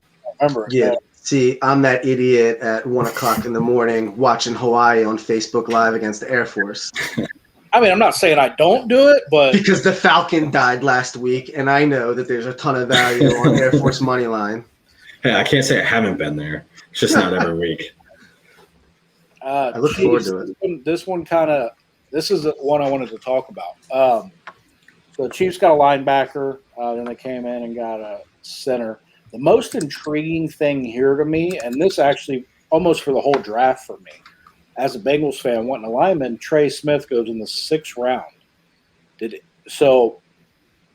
And I still don't understand why. I mean, because he know who that is. Trey Smith for Tennessee. Yeah. Yeah, I mean, dude, he had on PFF, he was he was a top 100 player on the board. Really? Yeah. So Bengals' 3rd round pick came around, and then their 4th round pick came around, and then they had 3 picks in the 4th round.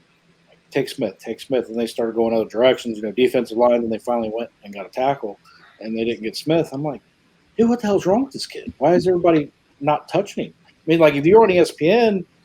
And you were looking at their simulcast, because that's what I was doing. I was just looking at the draft cast thing when I was at baseball before we started. I'm just sitting here waiting for the Bengals to pick again.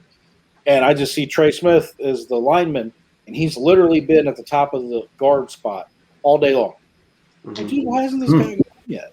So he ends up finally going to the Chiefs in the 6th round, and there were some places that had a 2nd round grade on the back. So I didn't know if you guys were familiar with it at all. I'll kind of get your thoughts there. I mean, I think if he lives up to what I've heard about him and what I've seen him play a little bit This is it. Medical played a big role falling this far. Blood clots in his lungs throughout his Jesus. Okay, that makes sense. Yeah, I could see why he'd slip. Yeah. That's not funny at all. I feel bad laughing, but we were like, You just what don't. was funny there was there something wrong with him? Like, I don't know, Well, maybe character issues? No, lung clot.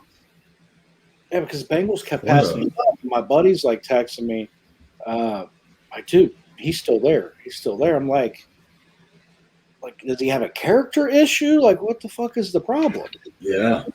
And so I didn't even not hear that. No, that's wild. Outside of that, I mean, Chiefs didn't really do anything exciting, but I guess they addressed some needs. They got a linebacker, they got a center, and an edge rusher pretty much with their first 3 picks. It doesn't really matter what the Chiefs do in the draft. They got Patrick Mahomes. Yeah, yeah, for real. I mean, for now, until they do need to improve the offensive line. You can't afford to pay anyone else to be around him, then it's going to become a problem. I think that's why the Patriots were so good for so long, is they didn't pay Brady a shit ton of money all the time, right? They were able to do that. Raiders, like we talked about that one earlier. Leatherwood, I just didn't understand it at all. There was no way John Gruden was allowing a guy with that name to play football for anybody else. There was no way. I'm convinced that's what it was. I mean, he can move inside and play guard or tackle, right? So I think that kind of helps. And they did. But so can every other tackle in the draft. Vera Tucker's going to move inside. Carmen's going to move inside. Yeah, I didn't understand why you did it that quick and that when you could have went so many other directions. I mean, he was a 17th pick off the board, and he had a second-round grade for most places. Mm-hmm. But I mean, that's John Gruden just doing whatever the fuck he wants, I guess. Right? Yeah, I'm not a huge fan of Gruden. I just can't. I mean, I like John Gruden. Like I loved him on ESPN Monday Night Football. I thought he's hysterical to laugh at. Yeah, I think he's a good coach, but man, he's just done some stuff where I'm just like, dude, what the hell are you doing? Yeah. But the one aspect of it that I do respect is like you see so many times, specifically, I guess Howie Roseman, where you can almost get too cute with it, right? Where it's like, all right, yeah, we like this guy, but let's move back and get as much value as we can and then get our guy.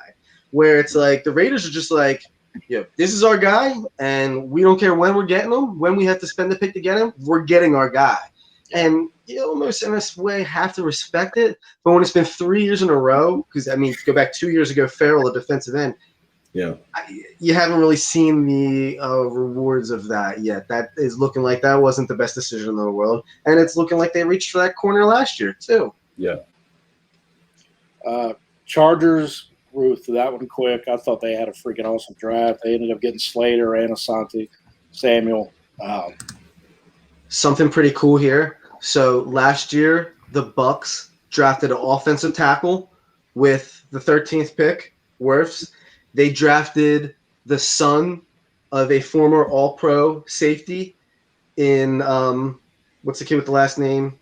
Starts with an M from Minnesota that they had. His dad was in the league. I can't believe I'm blanking on this kid. Somebody commented on this. Shit. What's his name? I know who you're talking about. The safety from Minnesota that they drafted last year. Yeah, he was a stud. And then they also played the Super Bowl in their home stadium, right? Well, the Chargers drafted a 13th overall, Slater, offensive tackle. They drafted a former All-Pros kid in the second round, Asante Samuel Jr., and SoFi Stadium's hosting the Super Bowl this year. So go get your futures in on the scene. Throwing out random facts. Listen, I like their roster. I like their roster. I do too, and I think Herbert's really good. So I think it's going to be a lot of value on Herbert for MVP. For MVP? Yep. But I can see it. Second-year quarterbacks. Early, yeah. No, I mean, I think he's going to be big time. He's definitely on my radar for fantasy. I know that. Mm-hmm. Mahomes and Lamar Jackson, second year, both won MVP.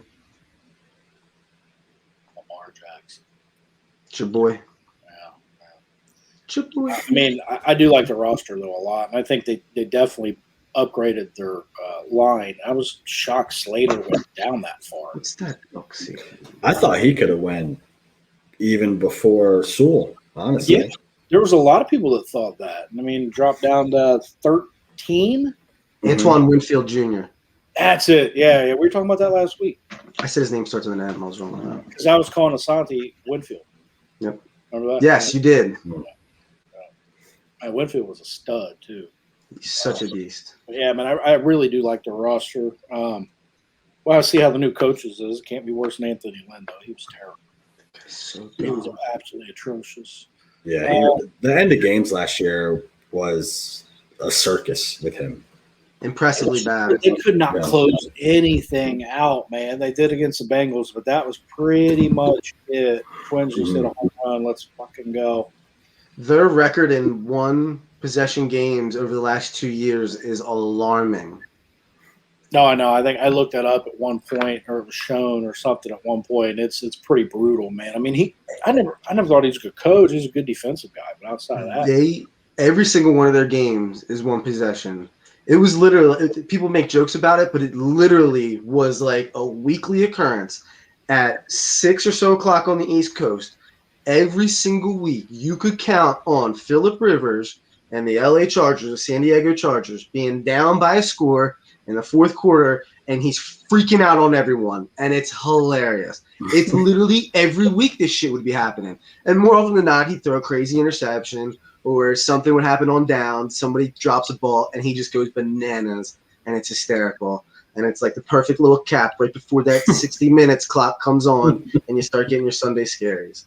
Phillip Rivers, 60 minutes, Sunday scaries. Watching Burrow last year and the limited action he got before he got hurt, and Herbert, it was a good draft class, man. Like, I really enjoyed watching those two because the Bengals were in every game, too, before he got hurt, minus the one Ravens game. I mean, but literally every game they were in. And then, Herbert had them, like even the primetime games when I watched them, like, dude, this kid's good. He's a beast. Yeah, that's going to be fun to watch. He had an awesome prop. You could get him weekly for like over 5.5 rushing yards, and that was a nice one. Oh, dude, I know. I hammered him and Wentz last year all the time. Yeah.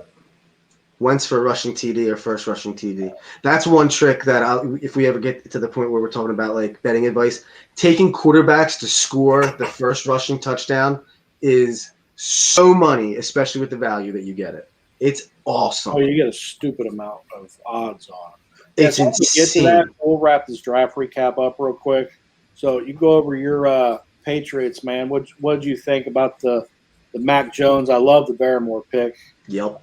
Mac Jones, I thought, Tommy and I were talking about they didn't have to go up and get him. They just waited on him and they grabbed him. I think it's a great spot. He's a pretty smart dude. Not a huge arm, but he's accurate. And I think from everything I've heard, and, I watched him play at Alabama, he seems like a really smart kid and can read defenses pretty well. Which I think all that, when you take it, put it in with a Belichick system, I don't really see how you can miss on it. I think this year is going to be a little bit weird because it looks like they've almost kind of built that offense around like the run game a little bit. Cam. Yeah. They went out and got Bourne. He's more of a blocking, he's a really good blocking receiver. Then they got John. Huh?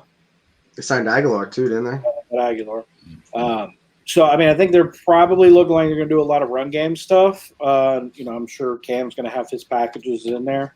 I wouldn't be shocked to see Jones start at some point, though, because Cam honestly he just looked bad last year. Like, dude, I think the last couple starts he had, I actually took the under on, like, his passing yards, and I would keep live betting it because it kept getting worse and worse. And I actually could almost get to the point to where I can't remember the backup quarterback's name, who they had last year that would go in for Cam. Stidham, yeah. I would almost get to the point where I'm like, they're almost ready to put Stidham in. So I'd hit a live bet on his under. He'd be in like the next drive, and I'd cash out. It was freaking awesome. Yeah. So kind of give me your thoughts on that, man. That's your squad. So the fact that they got Mac Jones at 15 is fine. If they would have traded up for Mac Jones, I would have been a little bit sketched out. If they would have traded up for a Fields or Trey Lance, I would have been all right with it. I wouldn't have traded up for Mac Jones. I watch a lot of Alabama games, and I do believe, and I said it with Tua as well, I think the environment, the team that he has, the roster that he has is very, very, very indicative of how good he is. Yeah. And you could say that about Justin Fields too, but I think it's at Alabama. It's a big jump between Alabama's wide receivers and Kentucky's DBs. I mean, it's a big jump. So I think we didn't have a choice. We were kind of locked. I can't handle another 8 touchdown passes from Cam Newton. I can't do it. I don't have the health in me to do it. So grabbing him, letting him, even if he just sits, he's not going to learn from Cam because what's he going to learn from Cam? I mean, they're two different players. He's going to sit with McDaniel. He's going to learn from him. If they don't start him this year and we're terrible, fine, whatever. Just let it happen. Bring him in next year. And I think that he's not going to be Tom Brady, but he's going to be, 10-6 most years. He'll be good to get us into a playoff hunt, but we're not going to see him going 14-2 in the NFL, I don't think. I mean, I agree with the Alabama thing as well. I'm not a Tua guy at all. I hated him coming out of college. And I don't think he's going to be around too much longer, to be honest with you, as far as a starter.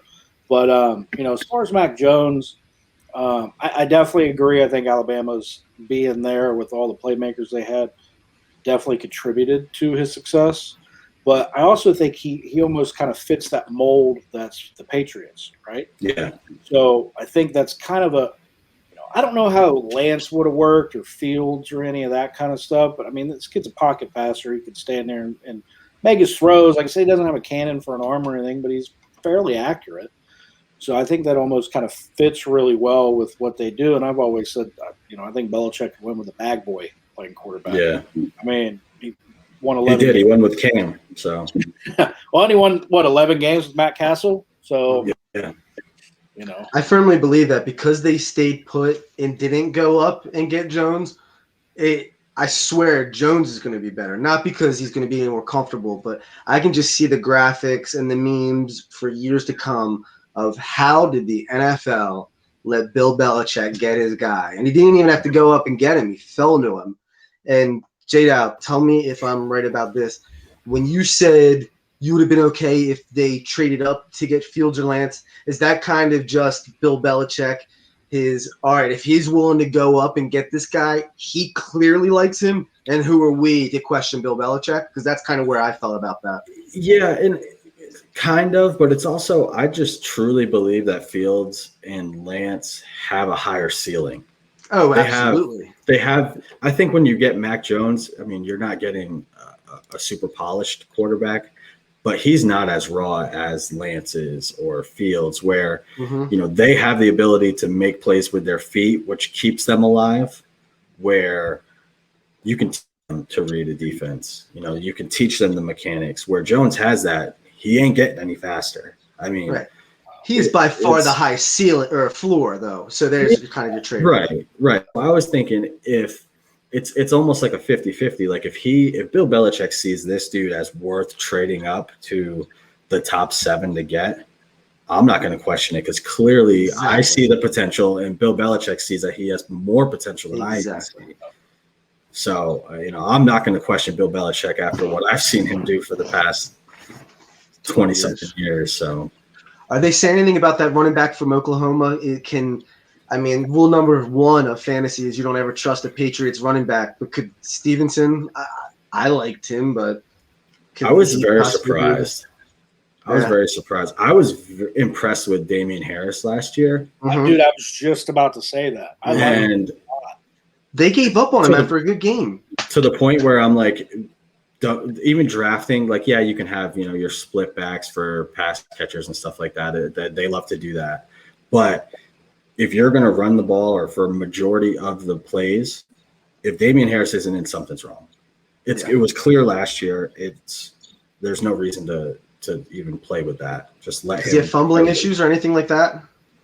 No.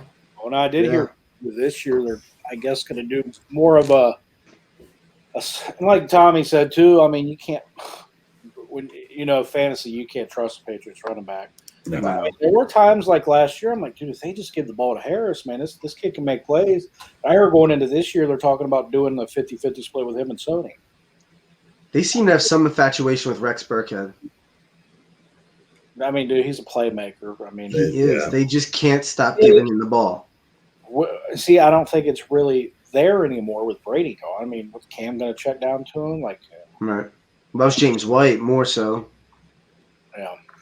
You saw his value just blew up last year. Sleeper, like late draft or late round sleepers, you liked a lot for them. Not particular. I mean, I just think that I was just happy that they didn't just completely trade away their picks to 2022, 2023. They have a really bad habit of doing that where they're not in a position to do that anymore. So I think they were very similar to a lot of teams where it was like they did a good job filling needs, but they weren't like, wow, they just fucking crushed this draft. Like they didn't really have like Paramore. See, I do, but I also heard reports out of Alabama that were like he was like on the edge. Who is going to control him when he has the freedom that he does, in Foxborough compared to being on a college campus? I think he's a fantastic player, but Bill's not going to put up with it. Right. So, And he'll probably rein him in too. I mean, look at the guys that have went there that he's kind of controlled for the most part. I mean, Randy Moss is a little bit of a head case when he went there with Oakland. yeah. But at least they tried proved everybody. it. Those guys proved it in the NFL. But for kind of the opposite of what we were talking about with Wade, he's kind of getting knocked for how much better he was in the college football playoffs. Like he was literally possessed in those two playoff games. He was in the backfield every play. Yeah. And people were kind of like, all right, well, where was this all year? He's getting knocked for it because he shows up when he wants to. That's his knock. But it's like, at least when he wants to turn it on, he can be as good as anybody out there. He reminded me of Fletcher Cox, the way how quick he got off the ball, and he pushed the center and guard sometimes both into the back. He was in the backfield every play, in the both of the playoff games. He was awesome. Yeah, if he can go into the NFL and say the work ethic's not an issue. We're gonna address that right now. I'm gonna work my ass off. I'm gonna be the Patriot way that they talk about. But if I get the opportunity, I'm stepping up. I'm gonna make it work. He's gonna be an player. Yeah. It's just the question of if he's gonna do that. Is it worth the second round pick that they took him? And they moved up too. Yeah, they moved. Yeah, I think they had to trade up to get him. So it's like you're kind of caught between a rock and a hard place because you take him and he pans out and you look like you're brilliant, but then he has all these problems and it's like, well, what's Bill Belichick doing? Like he knew that. He keeps trying to bring these guys in and clearly it's not working. And then, AB was the last one that didn't work out. And, then the reputation for Belichick starts diminishing. It's a lot of risk for him to take on with this guy. He'll still get the benefit out for a while. Move on to your boys real quick, then we'll move on to the betting portion. I want to watch some of these games. Red Sox are delayed, by the way. We are in a storm here. It is pouring. Is it? Shit. Yeah. I was looking at the over for that game, and I saw the weather. I'm like, nah. The Yankees were getting beat 3-2. Oh, they just got a run. It was 3-1. Twins are leading. No, that's good. All right, T, you want to get into your Eagles real quick? You got your Devonta Smith. Yeah, obviously no complaints there. Howie owed that one to the city big time. The initial question marks after the pick was, all right, well, do they really need to hop up in front of the Giants to do that? Well, I think the Giants made it very, very clear the answer to that was yes, because they panicked. They moved back out right out of that spot, and they still reached for a receiver. I like Tony, but probably a reach there for the Giants.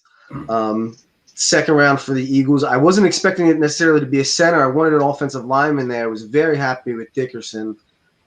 He's a heart and soul guy. I don't know if you guys saw when he got hurt, and I believe it was the national championship game or the semifinal.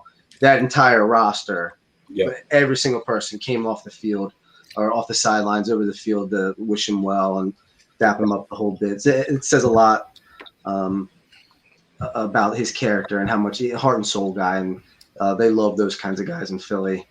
In the third round, they got Milton Williams. I don't know much about him, but there were writers for the Eagles that were before going in the draft. There was two of them. Fran Duffy was one. I can't remember the other guy who was writing, but they both said this kid Milton Williams could be one of the steals of the draft. And then we were watching some highlight. He's a stupid athlete at defensive tackle. He moves pretty good.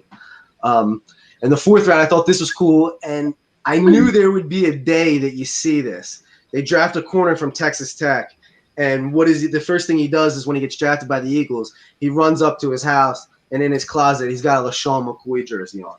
So I knew you would eventually see the days where kids are going to start getting drafted by the Eagles, and they're going to be pulling out the Mike Vick jerseys, the Deshaun Jackson jersey, the LaShawn McCoy, the Macklin. Because those 2008, 2009, 2010 Eagles were as just cool of a team as it gets. You had LaShawn McCoy, Mike Vick, D. Jack Macklin, just electric. So I thought that was pretty cool. I thought that McPherson. But I don't trust Howie. I think he's an idiot. So these guys, none of them will probably pan out. But I really like. They had to do it. They had to get Devontae Smith.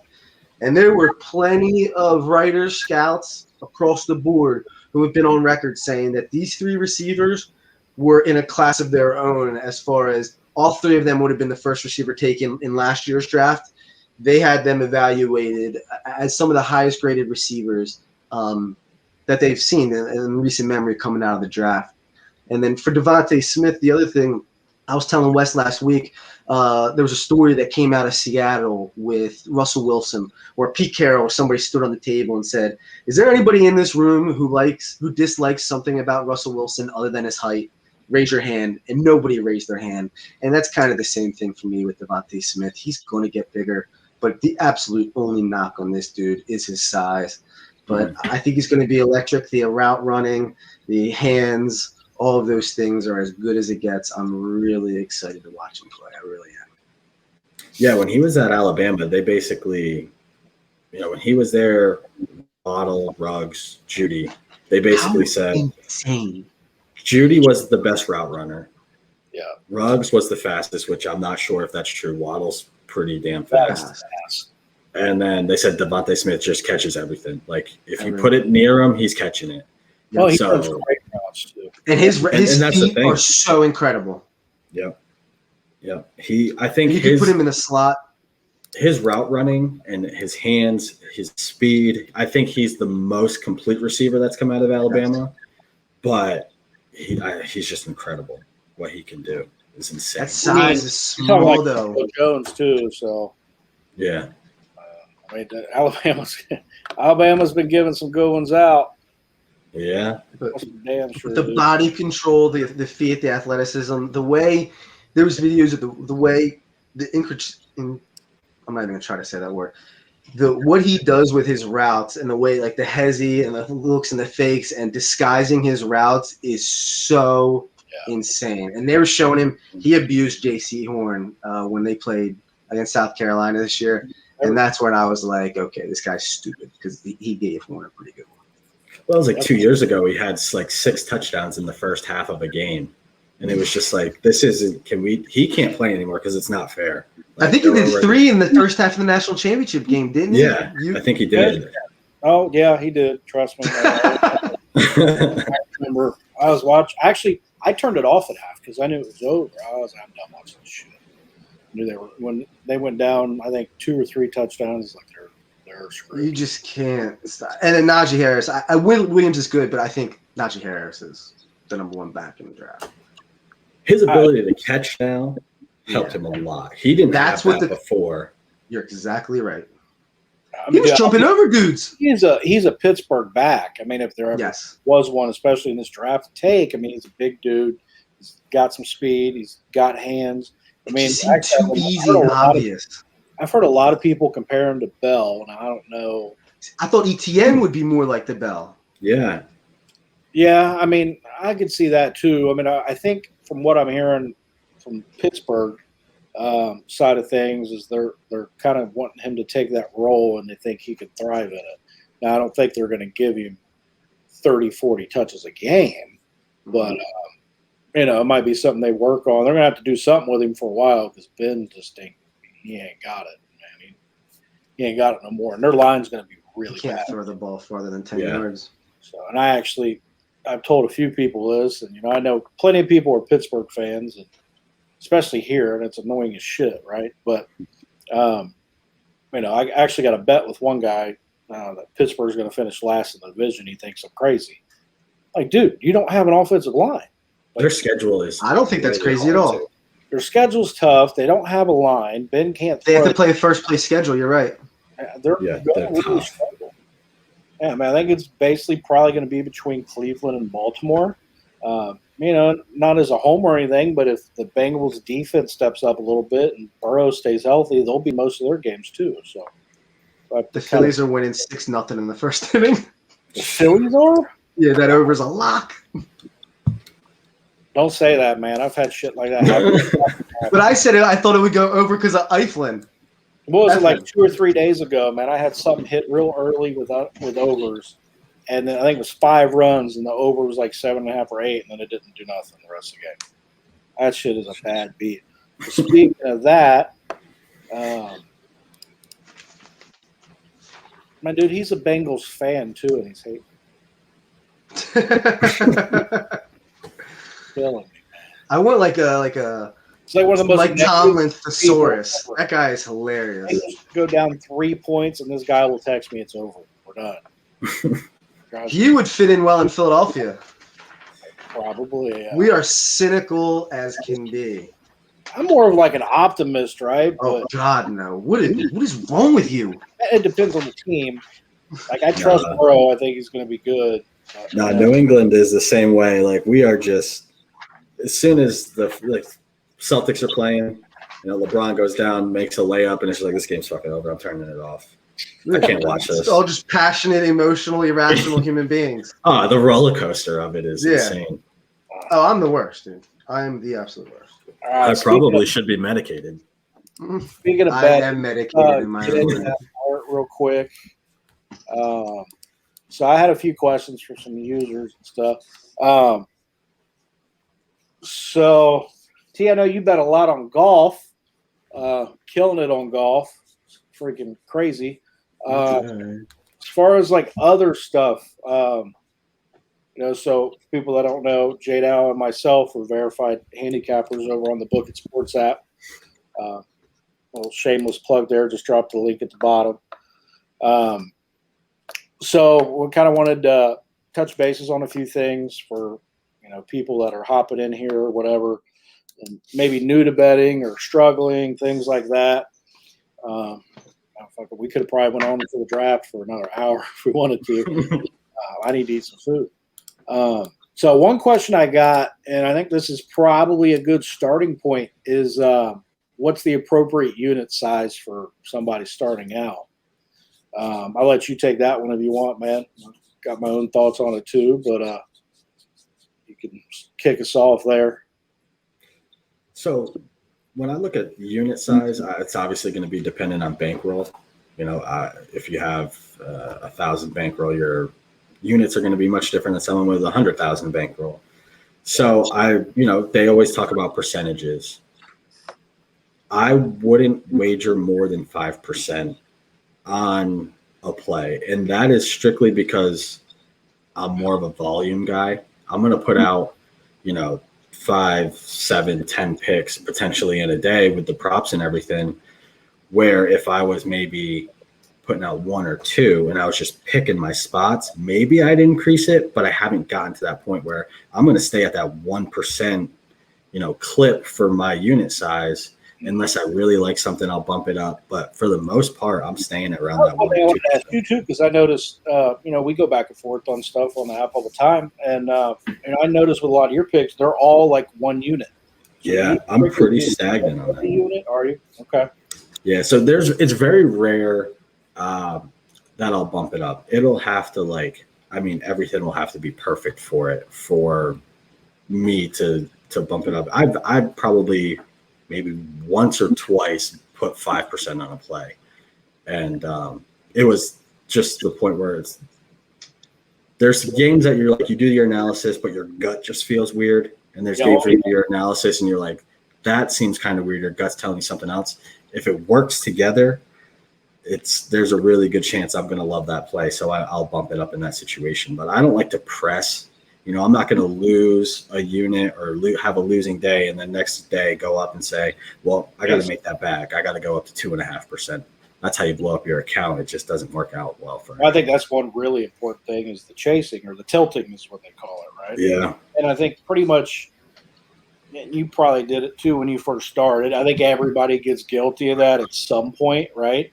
Like you're like, shit, I had a bad day. Let me go crazy, you know, and I've done it at some point. You know, but I think that's a really big thing too.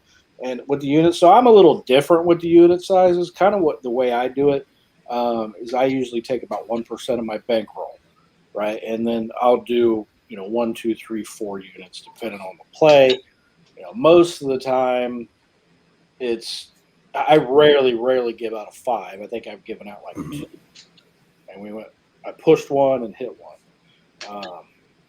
And it was terrifying because that was actually the one where that Mariners covered to hit a home run. But so I think everybody's a little bit different, but I think kind of like you're saying, the biggest thing really is, I see a lot of new people in there on the app, and I see people throwing like 10-unit plays and all this kind of other stuff. I'm like, man, look, I used to do like 5 units. That'd be my max bet, right? Yep. Most of the time now, my max bet's like 3.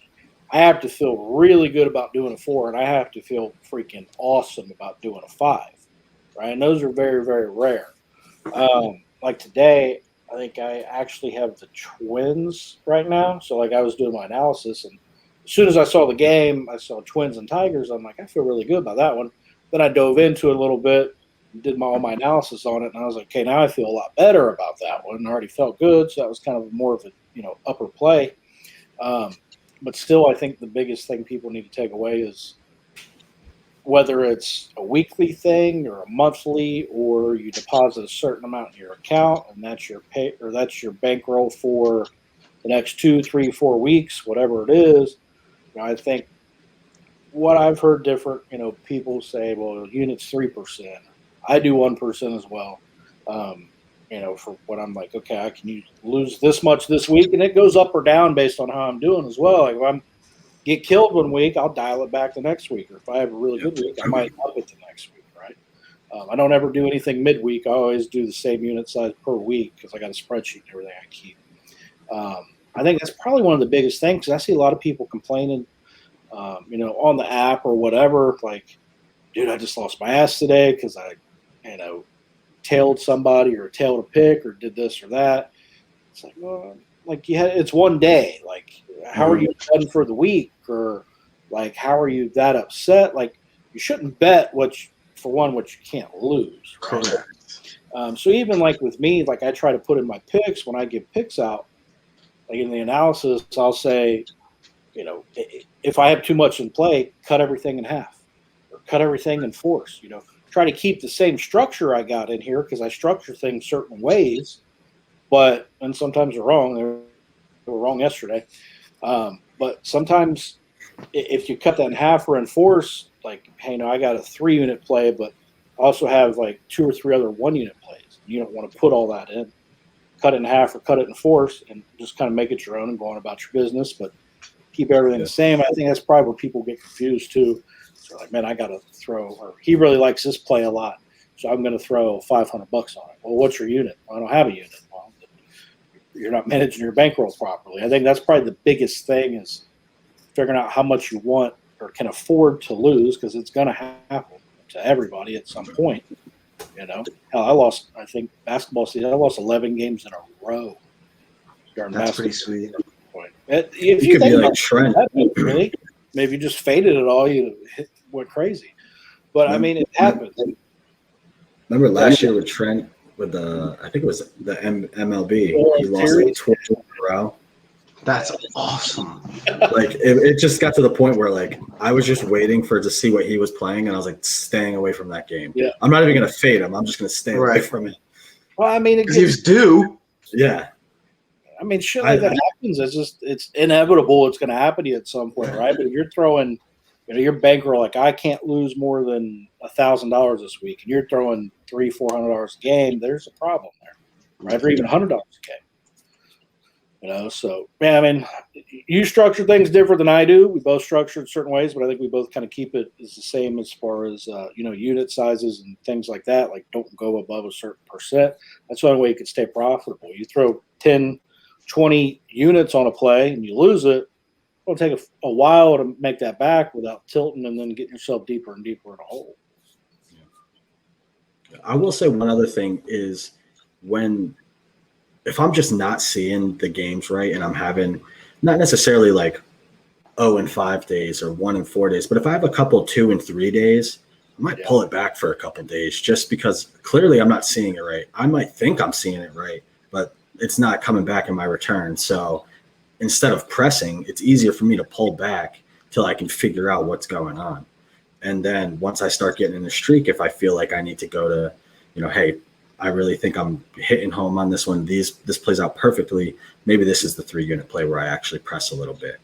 But I would be really cautious before I actually press because this is a long-term thing. This is not I'm not trying to be rich tomorrow and then you guys never see me again. Like this is a long-term deal.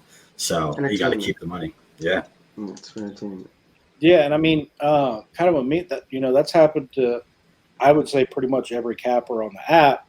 It's where you've just had a few bad days. I think it happened. I had a real bad couple days during basketball, and I just shut everything down for a little bit. I don't even think it was 24 hours to be honest with you. I think I was getting killed midday and all day the rest of it, and then I just kind of shut it down all the way until it probably was 24 hours till the following day, and then I came back. I was a little bit more refreshed and kind of got dove back in, and I think I went on a roll. Something like that, but I know seen a couple of guys do that as well. You just have them bad instead of, like you said, pressing or tilting, dial it back, chill out a little bit, recoup, and get back at it. Quick update and some good news for you guys. The Diamondbacks already have 3 runs in the second inning. Beautiful. Yeah, dude, let's go. We need the Sox game to come on. Is it storming like that bad to where it might be canceled? Well, I live in Baltimore, right? They're on one side of the bay. I'm on the other side. So we're getting the storm. So it's already past them. So I just don't know how big it is. And I'm kind of near them. I'm in Newark, Delaware. So, I mean, I'm okay. Yeah. I'm 30 miles north of them. And it stopped here. It's not doing anything here. Yeah. So. We got White Sox is later. Astros is later. Dodgers is later. JDow, do you ever with your units, the one thing I kind of do, and I wasn't sure, I'm purely for entertainment only, but do you ever, for me, everything's 1 unit at -100 or even, but if it goes to -200, that's when I'll go, all right, 2 units to kind of follow the -2 to get me to 1. Do you see people doing that ever? What are your thoughts on that? It depends in the play, kind of following the money line. It's tougher when you look at a sport like baseball because, you're going to be, unless you're really confident in the, -1.5, you're going to be laying juice. So there's just too much predictability in that where you're just I'm not really sure what's going to happen. Baseball, I won't do it. A couple props I might do if I think they're there's no way this is going to miss. Because I love props so much and that's how I got started in some of the sports that I do is because of props and daily fantasy. I might press on a prop that most people wouldn't just because I have that much more confidence in it. Devontae Adams to score a touchdown. Yeah, it's throw. It was -200, -250 every week. Him and Derrick Henry is a joke. Yeah, dude, that was recently Steph Curry. Derrick Henry that last game over 3. I actually got on my computer, looked at how much he needed for 2,000 yards, and I put that in my prop builder and hit that shit. I was so happy, bro. That's incredible. Yeah, it was a big pack. It was 200-something yards. Right? Yeah, he needed a ton. I can't remember the odds on it, but it was big. So, JDow, then you don't bet – when I bet, if it's -120, then I'll throw, 1.2 units to a unit. So you don't do it that way. I do not do it that way. I'm flat units, no matter what the juice is or what the line is. So. Gotcha. All right. Cool. Yeah. So I mean, I think that people are different, in that aspect. But I think, if I could just tell anybody anything, it's kind of find your way and keep consistent with it, and don't break away and stray away from certain things. Like, so with me, like, it's kind of hard. Like, I was pretty confident in this Twins game today, and so far it's looked pretty good. My analysis was Detroit leaves a ton of people on base. Well, they just had 2 or 3 on base and with no outs and didn't score a run. Right. Yeah. So I felt really good about that, but at the same time, the Twins were like negative 170, negative 180. And I was like, dude, I really want to hammer this, but I'm not paying the Jews because I do bet to win the units, right? Right. I ended up just kind of flopping and going to the money line or the run line, figuring, okay, I'll just take the run line. It's better odds. Not play as much as I would if the money line was better, but just, kind of being different, going a different way. What are your guys' thoughts on home team run lines? I don't like run lines, to be honest with you, especially for the home team. In baseball, man, it's just so like the Dodgers should, or not the Dodgers, the Red Sox should have smashed the Tigers every time they freaking played them. Mm-hmm. They just should have, right? So, and you end up getting a lot of those. Like, I got the Twins run line today, and then I think my other one is the White Sox. The only reason I went run line is because I'm pretty freaking confident they're going to win the game. Yeah, I was confident going into even doing my analysis when I look at the plays and I see who's on the mound. I like that. I like that. You sacrifice that at bat. Then I plug everything in, and I like it even more, and everything matches up, like we were saying earlier. So, but I didn't want to pay, especially after yesterday. And I know I got people tailing me, right? I'm not going to throw, if it's minus 150, I'm not going to throw, 3-4 units just to win a unit or two, right? So I just went up going money line, kind of dialed the scale back a little bit and didn't put as much as I'd like to on it. Then I ended up throwing some of I like the Yankees a lot today, which they were down, which I don't know. They're losing 3-2. Yeah, the Yankees are weird, man. They're weird. Like I tried to stay away from them for a little bit, but I really like them. But I just threw them in a parlay because I didn't want to touch them as far as straight up. So I just put them in a parlay. So let them ruin everything. Them and the Dodgers, man, they ruin everything. So I mean, that's kind of the unit sizes. I would just tell people, find a system and make it work for you, and stay with it and don't tilt. I think 1-2% of your bankroll is probably a good unit. I really wouldn't go any higher than that. It's all discipline. It's all discipline. It is, dude, and it's hard sometimes, man, when you get thrashed and you're just like, dude, I got to win some of this back. And I think everybody's been guilty of it at some point, right? And then, but you end up learning after you do it one too many times. Yeah, it might work out a couple times. In the long run, that shit's not going to work out. You're going to hurt. Yep. So, one thing I do want to talk about, and because I see a lot of it on our app, and I give them out too. Parlays are fun as shit. We got one riding today. Yep. Dude, I see a lot of people just like, that's all they bet. You can, Yep. I don't know if I could say this any clearer. You cannot win money doing parlays on a consistent basis. Right. Now, you might go on a little run here, right, and win, 10, 12 units, and then you might have 2 or 3 days. Like Midwest Mike kills it with his parlays, right? Mm-hmm. But he also doesn't throw a shit ton of money on his parlays. He does it the right way. But what I'm talking about is when people are doing parlays and they're throwing – they probably don't have a bankroll anyway, right, or bankroll management.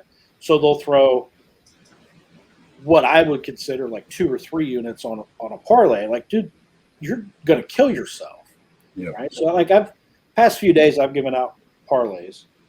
I've lost every single freaking one of them by one leg.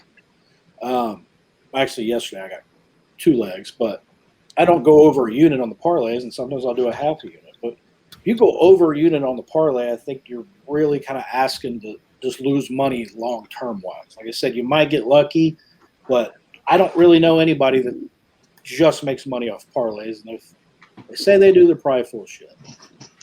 Yeah, I I do parlays, I do teasers, I do those things, round robins, but that is my entertainment.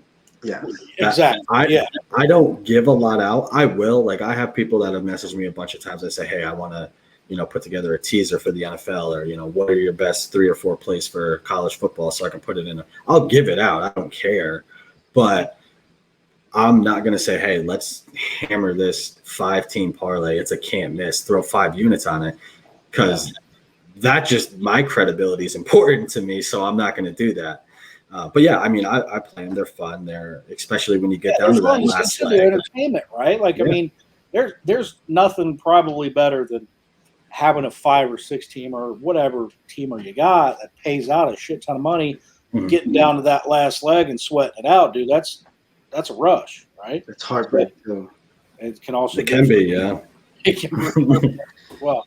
So by that. In Delaware, they have like sports gambling is legal, but not mobile sports gambling. Right. So what that means is like you can go to the gas station. I know it's bullshit. So it means like you can go to gas stations or Delaware Park or specific restaurants that whoever has the Delaware lottery really, and they have the parlay cards set up. You've got your half-point parlay, you've got your teaser, reverse teaser, super teaser.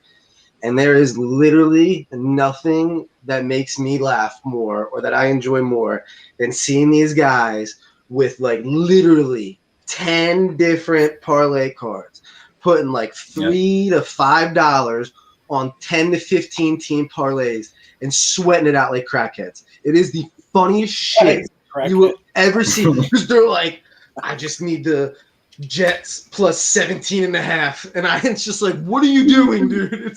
It's awesome. It is so goddamn funny. That's the other thing. Like, I won't do 10 or like 15 or whatever. What? It's First crazy. of all, it's way too stressful keeping track of all of that. Oh my God. $5 to win 5,000. I can't even watch the games because I'm like, I have a notebook. I'm like fidgeting. I'm like freaking out because I have no idea what's going on. Like, and this is years ago. So I'm 30.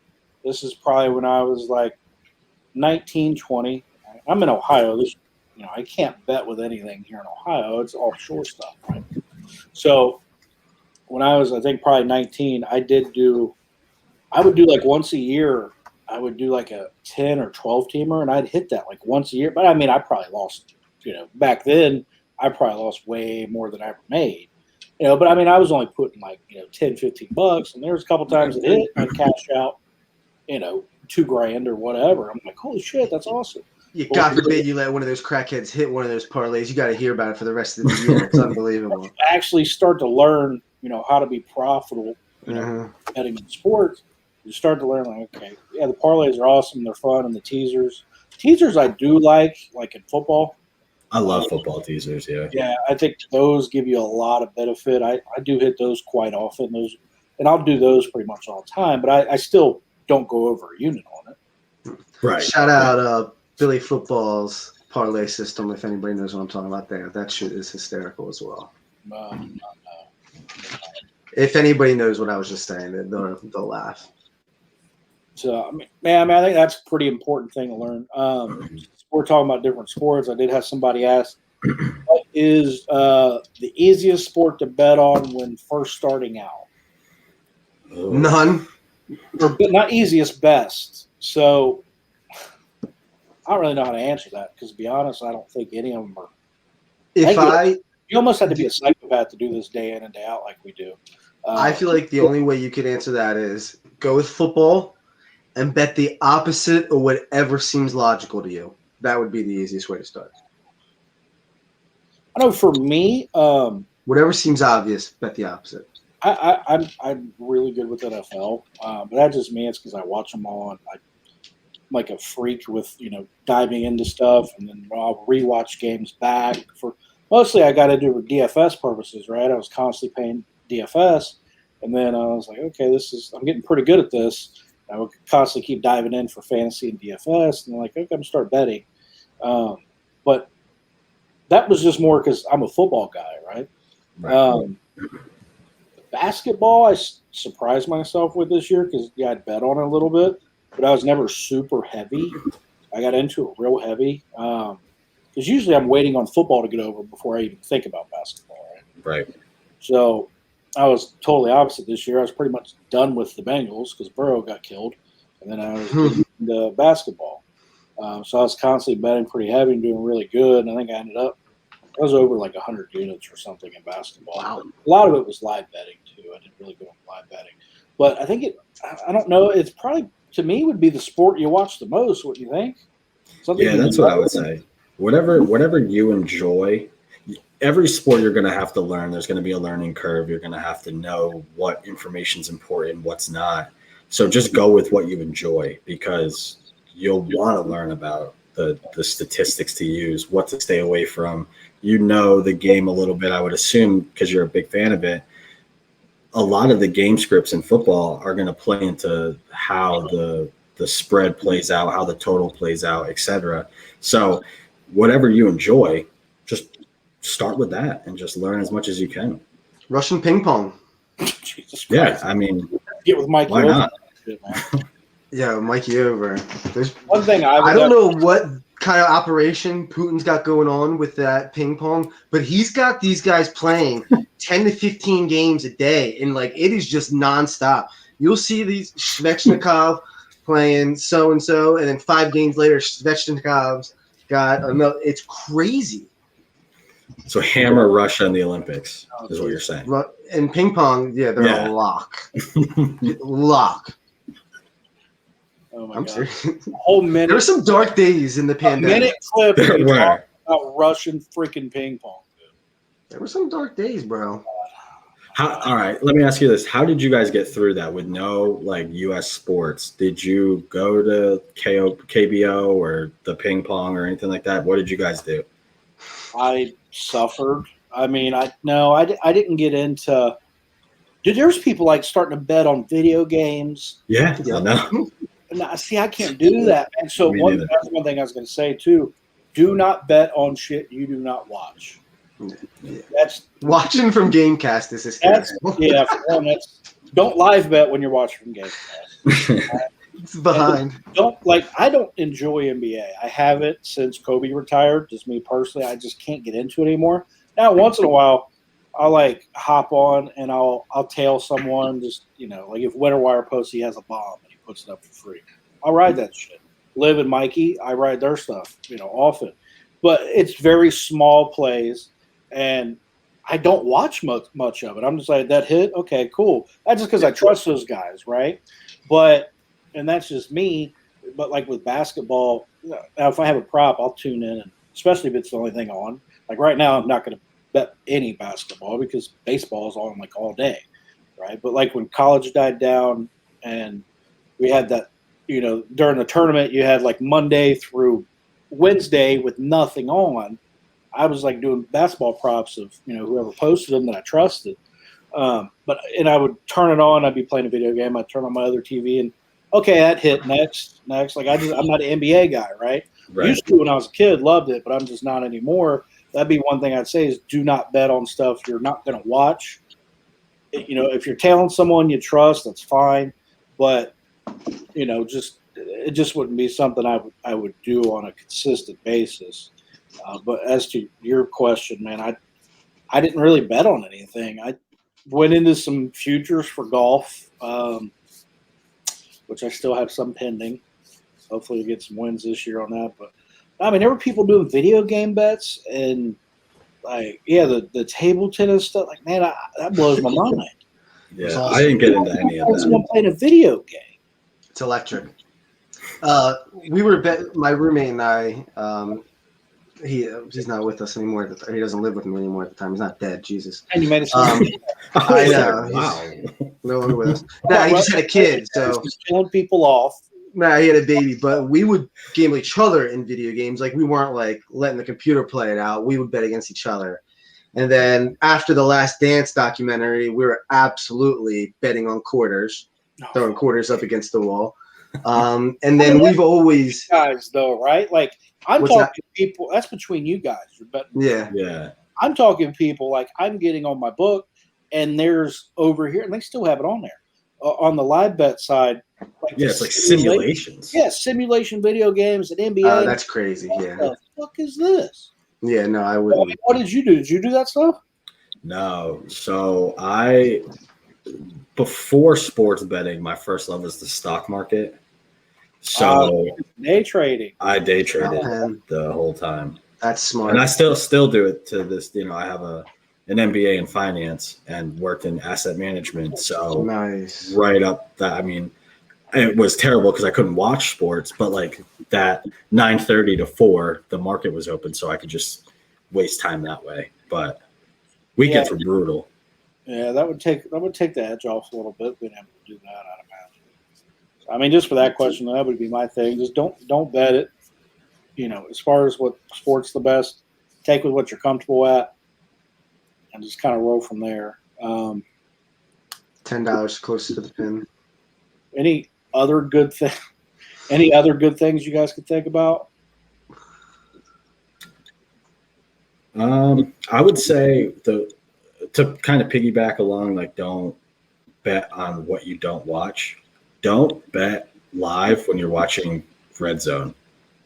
You don't have any idea what is happening in that game. You just know that they're inside the 20. You have no idea anything about that game. And even if you're following it on your phone, there's a good chance you don't have any clue. No, you don't have a clue. I have so many people that I know that were like, dude, I live bet this. How did it not hit? It's like, well, because you have no idea what just happened in the game for the first ebbs and flow of the game. 9 minutes. You're exactly right. I like that a lot. Yeah, I won't do that.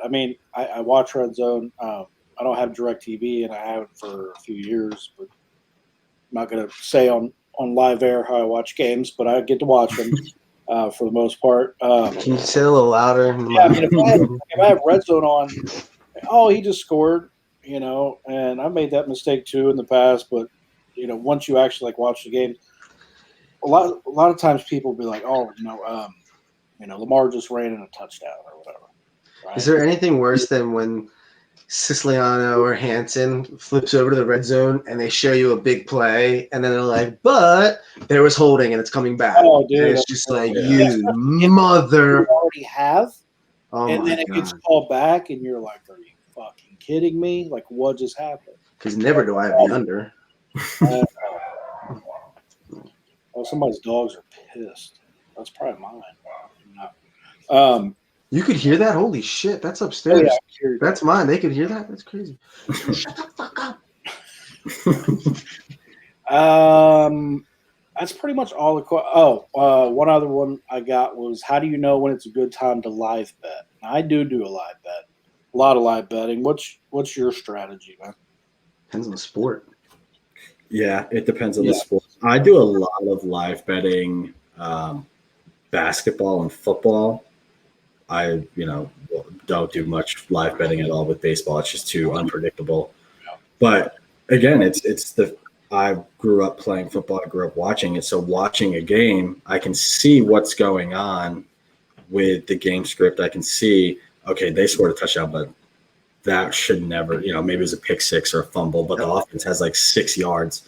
Live betting opportunities like that will pop up. Basketball is a game of runs. You know what I mean? If someone jumps out to a 12-0 lead, there's going to be an opportunity there. So it's all game script. It's all feel. You'll get way more comfortable. It took me a long time to get comfortable live betting.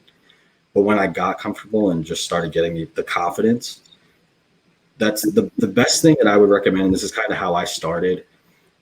When I first bet live, I lost a ton of money because I was just trying to hit home runs. I was like, I'm just going to live bet the craziest odds. And if it hits, it hits. I got to the point where I was like, okay, I'm going to sit down. I'm going to have a piece of paper next to me. And I'm going to say, at this point of the game, this is what the line is. This is what I would take. Exactly what I do with basketball. I took maybe not even a full 2 weeks. And I was like, okay, damn, I have a track record of being successful. Clearly my plan works. Let's start putting some money to this. I'd put a half a unit, quarter of a unit, until I got really comfortable and put it up to a full unit. But they call it almost like paper trading, where you just write down what the line was, where you would have placed it, and if it would have hit. And that's the best way to track it, and without actually losing money. So that's kind of what I did actually for the first, I'd say, 2 months of basketball this past year. I was constantly stuff. So what I would do is I'm kind of an Excel nerd too, right? So I kind of like had similar, I had models I'd run, and I'd get projections, based off of different data points I'm pulling from everywhere. And I'd get a projection, and I'd go look, and if my projection doesn't have any edge with the line, or I'd be like, okay, I'm going to fade the game, and I'd keep it, like I'd write it down, say, watch this game to live bet, right? And then I would wait to, I would have what I called my get-in spot, to where I let that line creep down, because like you said, basketball's a game of runs. So when the other team goes on a runs, if Baylor's favored by, 9.5, well, now all of a sudden they're down to 3.5 or 4.5, then I'll go ahead and hit it, and then the next thing you know, that other run comes, and then that line's climb back up. Basketball to me is the easiest one to live bet. Football is easier than baseball. I don't mess with live betting unless it's like a money line and I feel really good about it. Like I live bet the Reds the other day just because I knew Winker was on deck. But outside of that, I have to feel pretty good about it. Football is, I think basketball is the easiest. Football to me, it can just get to, I don't know what the word I'm really looking for is, but I mean, you can just get a team, just get that momentum. Like I said, I lost a shit ton on the Steelers. Bengals when the Bengals beat them, just because, for one, I shouldn't do that with my home team, but I think they would win. And when the Steelers lost to the Browns in the playoff game, or going to get to the playoffs, right? That was a big one that I just put a slight little sprinkle on Pittsburgh just to come back, because it's the Browns still, right? So they can come back, but throughout the season, I can't think of too many times that I really live bet. Now, I do live bet the shit out of props.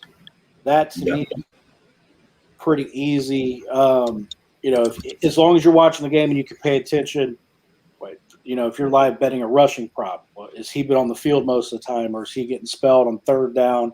Or, you got to kind of follow the game script. If you're down 14 points, you're probably going to have more of a pass catching running back in there, or your third down back, or whatever. So I think mostly with football, personally, I do a lot of props. But basketball, like you said, kind of write that line down and figure out when you maybe want to get in a spot on it and live bet it. So. And sometimes they'll give you they won't give it away, but the odds makers will absolutely show you what they like and who they like. I mean, they'll give it away in the line sometimes, where it almost feels like they're begging you to make a certain pick, right? And like what I mean by that is, like with live betting, and I guess basketball is where we'll see this a lot, but you'll have two teams who they'll put up 100 points total in the first half, but then the second half over-unders 74. And it's just like, okay, they just put up 100, 74, they just crush that. They're going to crush that again, right? All right, let's take that over. It's kind of like, well, they're begging you to take that. And it kind of almost, they're not always right on it, but they know what they're doing, and they set those numbers for very, very, very specific reasons, and it sometimes can tell you something. Yeah, and totals, too, I think is a really good place. Like, if you're going to live bet to start at, because, like, especially basketball, and the one game that sticks out in my head is more recent than a lot of the others was Gonzaga and BYU and their conference championship, where they both just absolutely went bananas that first half. Right? I log on and look at the live bet, and I already took the over pregame, right? And it was on pace to smash, and it was pretty close by halftime.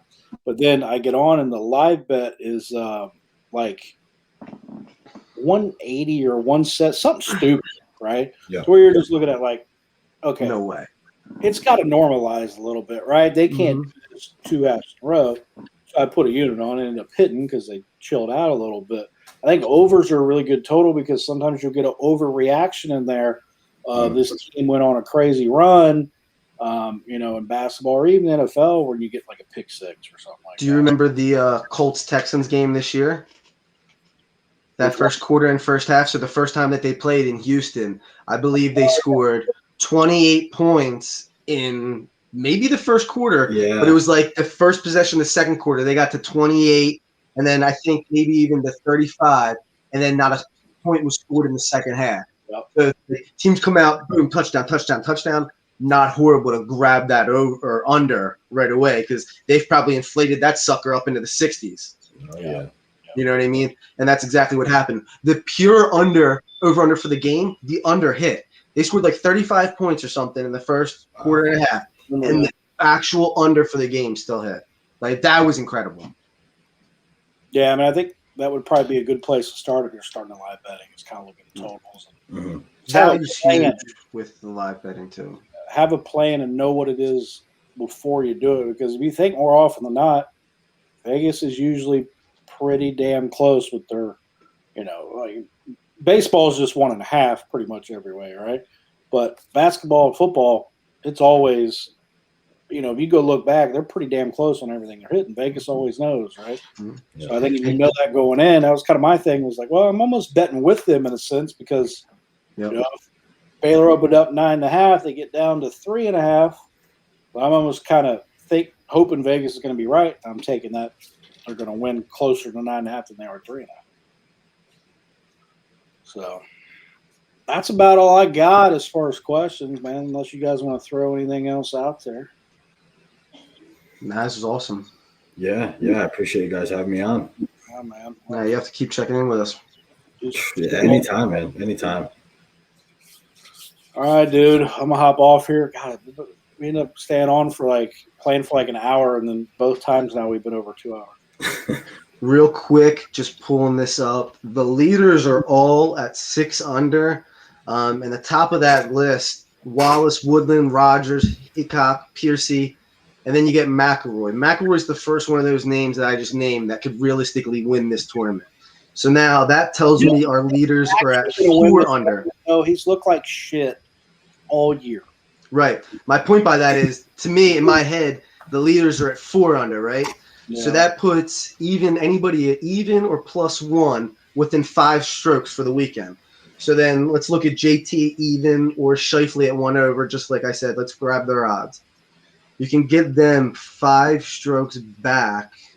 And where the heck are their odds? Oh, so he's giving out official live golf plays right now. Well, just some value real quick for us while we got on there. And because I gave JDow some shitty ones so far. You can get JT at 2,000. He's 5 strokes back. 2,000? Yeah, JT's my guy. I'm a big JT guy. You can get Xander Scheifele 50-1 right now. He's 6 shots back. That's stupid. I'm not saying he's going to come back and win, but you can get him at 50-1. That's good odds. That's absurd. So it's a good spot to live bet. Answer 12-1. He's going to do it. Answer's going to win it for us this week. Answer's going to do it. Nice. I got him. I got 12 people. Just one of them need to hit. Answer's going to do it. Let's go, dude. Answer. Hail Mexico. I want Phil to get back up there and win it. I need him to get in the top 5. I got him 33 in the top 5. I bet a quarter unit for 52 units. I was too afraid to give that out. What, Phil? Phil. I got him winning. Yeah, you and I were talking about. You were the only one I texted that I had that. When you showed win, I was like, I got him in the top 5. His metrics are too good. Yeah, they really are. If you took just his statistics, his tee to green and his strokes gained, all of those, and was just took the stats and said, here's golfer A, and it didn't show Phil Mickelson, you would have thought it's a golfer who's been hitting in the top 20, top 15, top 10. You would have been shocked when I told you that's Phil Mickelson. His metrics were too good. He just loses focus for 1 or 2 holes around. It's like he has a double bogey every freaking round. He had one today, didn't he? I don't know. I'm sure he hit in the drink on 17. It's always the back too. Yep. And Spieth was the same thing for a while. It seems like he's kind of corrected that. But he'd be going and then just meltdown. He's a head case. Spieth? Mm-hmm. I like Spieth, man. I think he's going to win one. I like him too, but I'm with you. JT's my guy. Yeah. I bet G. The only time I don't ever bet JT is coming off of a win, and that's because I just won with him. That's the only time I don't bet him is if he just came off a win. Yeah, that's my dude. I like JT a lot. JT. I'm waiting for Tiger to come back. That's my dude. I like all the young guys. All the young guys. It's exciting. Hovland, Wolf, all Zalatoris, all of those guys. I don't think it's I don't think there's ever been this much talent. It feels like you say that almost every year now. Because of Tiger. Yeah. Every single year there's seriously coming in here, man. Colin Morikawa, dude. He's such a beast. Yep. He's young. I mean, he's good. I mean, he's probably got the best ball striking on tour. Oh, he is. It's fun. It's fun to watch, that's for sure. But I want Lefty to win so I can get my 32 units off of a quarter unit. That'd be insane. That would be nuts. That would That'd be make my month. Just Oh, for sure. That quarter burns unit the for site. 32. Let's go. Yeah. Down with that shit. All right, guys. I'm a log All this right, guys. off. Great talking. We'll see you later. Yeah. Peace.